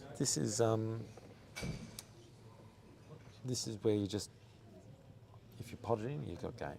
Yeah. If you don't put it in, make sure you leave it over the bag, and your opponent comes to the table and they're thinking, shit, if I miss this, I am done. Yeah. And that's what you want to create if you don't pot it. So I'm guessing from obviously a lot of the things that have been said tonight is there's a balance between percentages and backing your ability, right? Yeah, that's right. Go, Maddie. Come on, Maddie. Come on, Maddie. Come on, You know, and that there is that's a pretty good shot.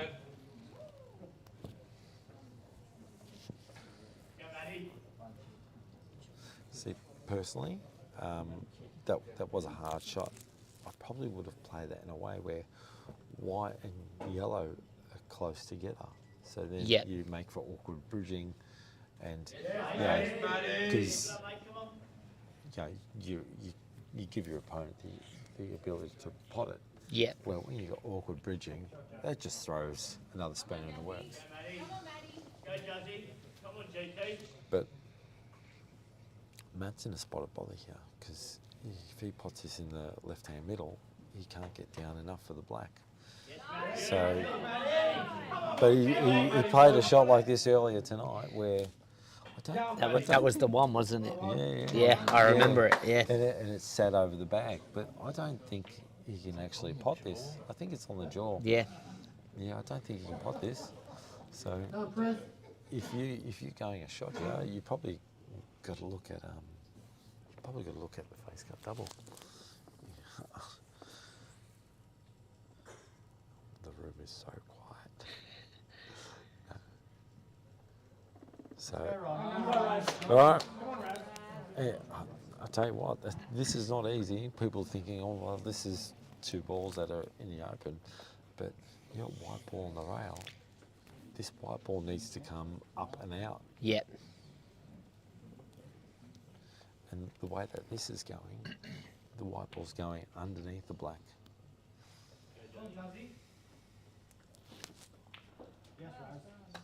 Oh, what a kick. Wow, Yeah. fair play. Yeah. Just pot this, do not miss it, buddy.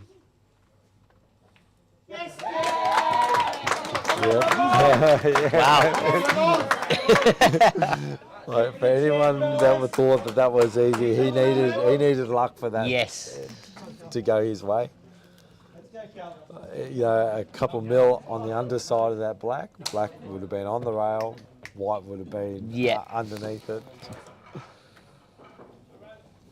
Get it, boys. As casual as you like. Let's get it, boys. Come on, It's It's a captain's black. Come on, table. Don't you know? Pump it up. Is this going the distance? I know Bully called it before. Andrew Bully is still watching. I hope he is. He called it. So He did call it. he deserves to witness it. If it goes draw, everyone in the room is going to give you $100, please, except for me. No, you'd be asleep. I heard he set his alarm.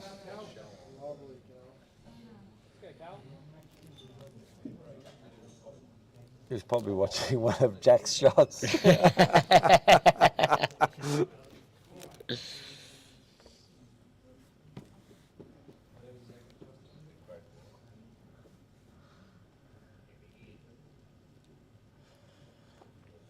Justin's got a good chance to take a really good strong hold of this game. Come on, Josh. I don't think they're $1.07 to win from here for the Rebels. Andrew Bully's still watching. Playoff, here we come. He's awake. He is awake. We thought he would be sleeping. He probably went to the bar when Jack was playing.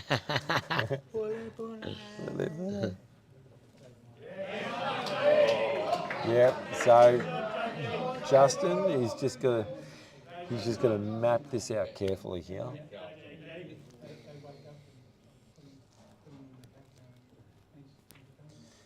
And this is where a lot of the final series, people have got their mapping, incorrect. So for me, I'd be looking at right-hand middle, left-hand middle, corner, black in the right-hand middle. Yeah.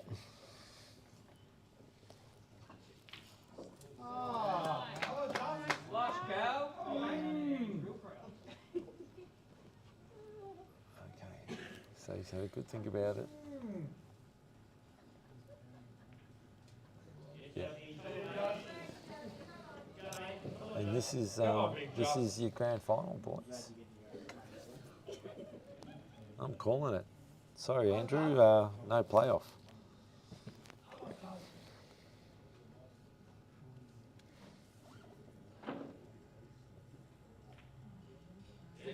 Oh, that's it's not bad. I thought the white was going to stick on the rail, and that white ball would have thrown out a little bit. But I think you can definitely hold this. You can definitely hold this white ball.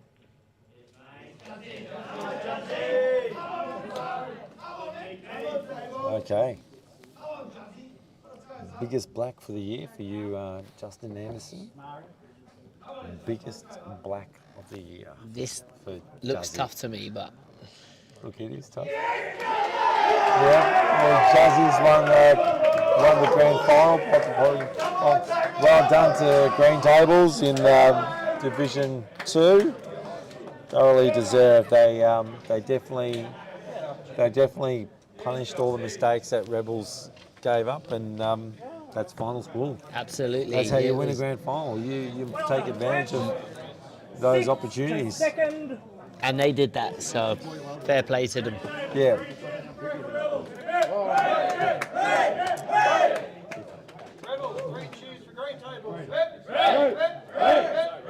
That's great sportsmanship. So I think we're going to say goodnight.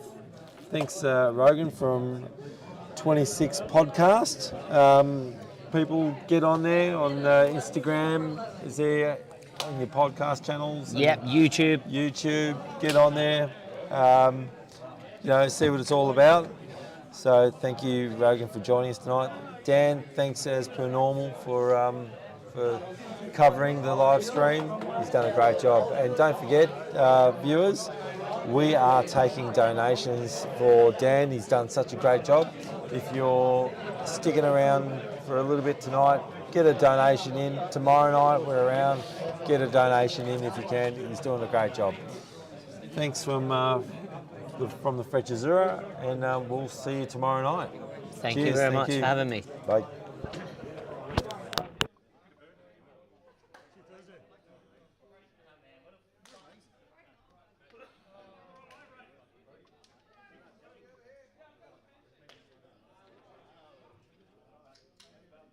Ready to get out of here soon, Tony?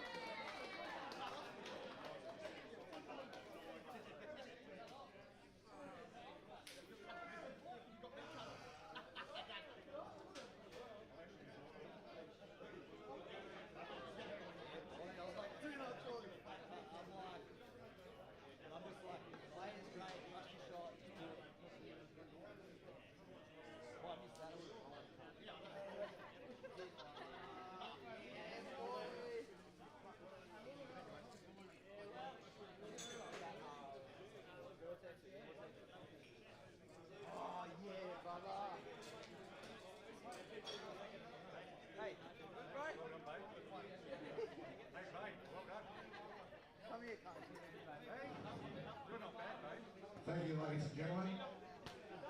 Congratulations on winning the grand final to Sandown Potters Division 4, Sandown Potters Division 3, and Green Tables Division 2. All games were played in good spirit, which was great to see. Hope everyone had a good night. Probably tomorrow night to watch the ones and the premiers. And you will see some good pool play. So come and support the DDPL and watch it. So can I have all the players from both sides out here, please?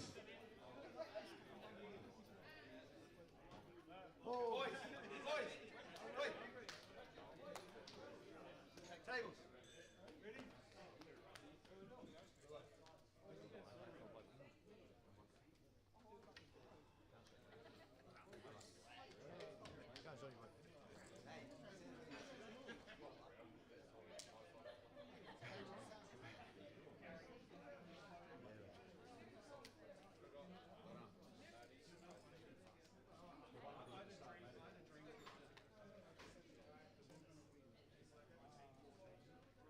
Rightio guys.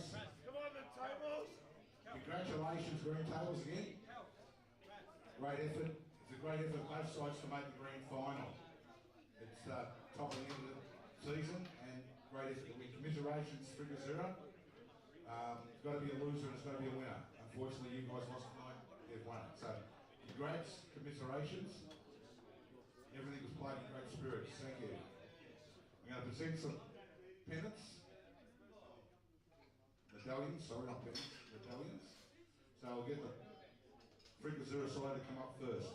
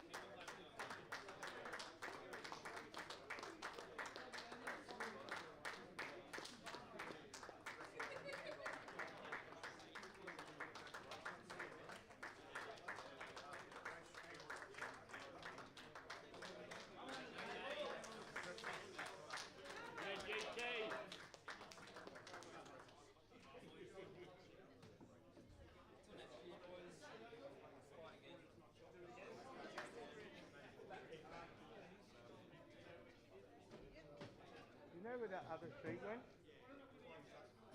Green tables hanging around, and there you go, over there fellas, green tables, go and see Gary and we'll take some photos.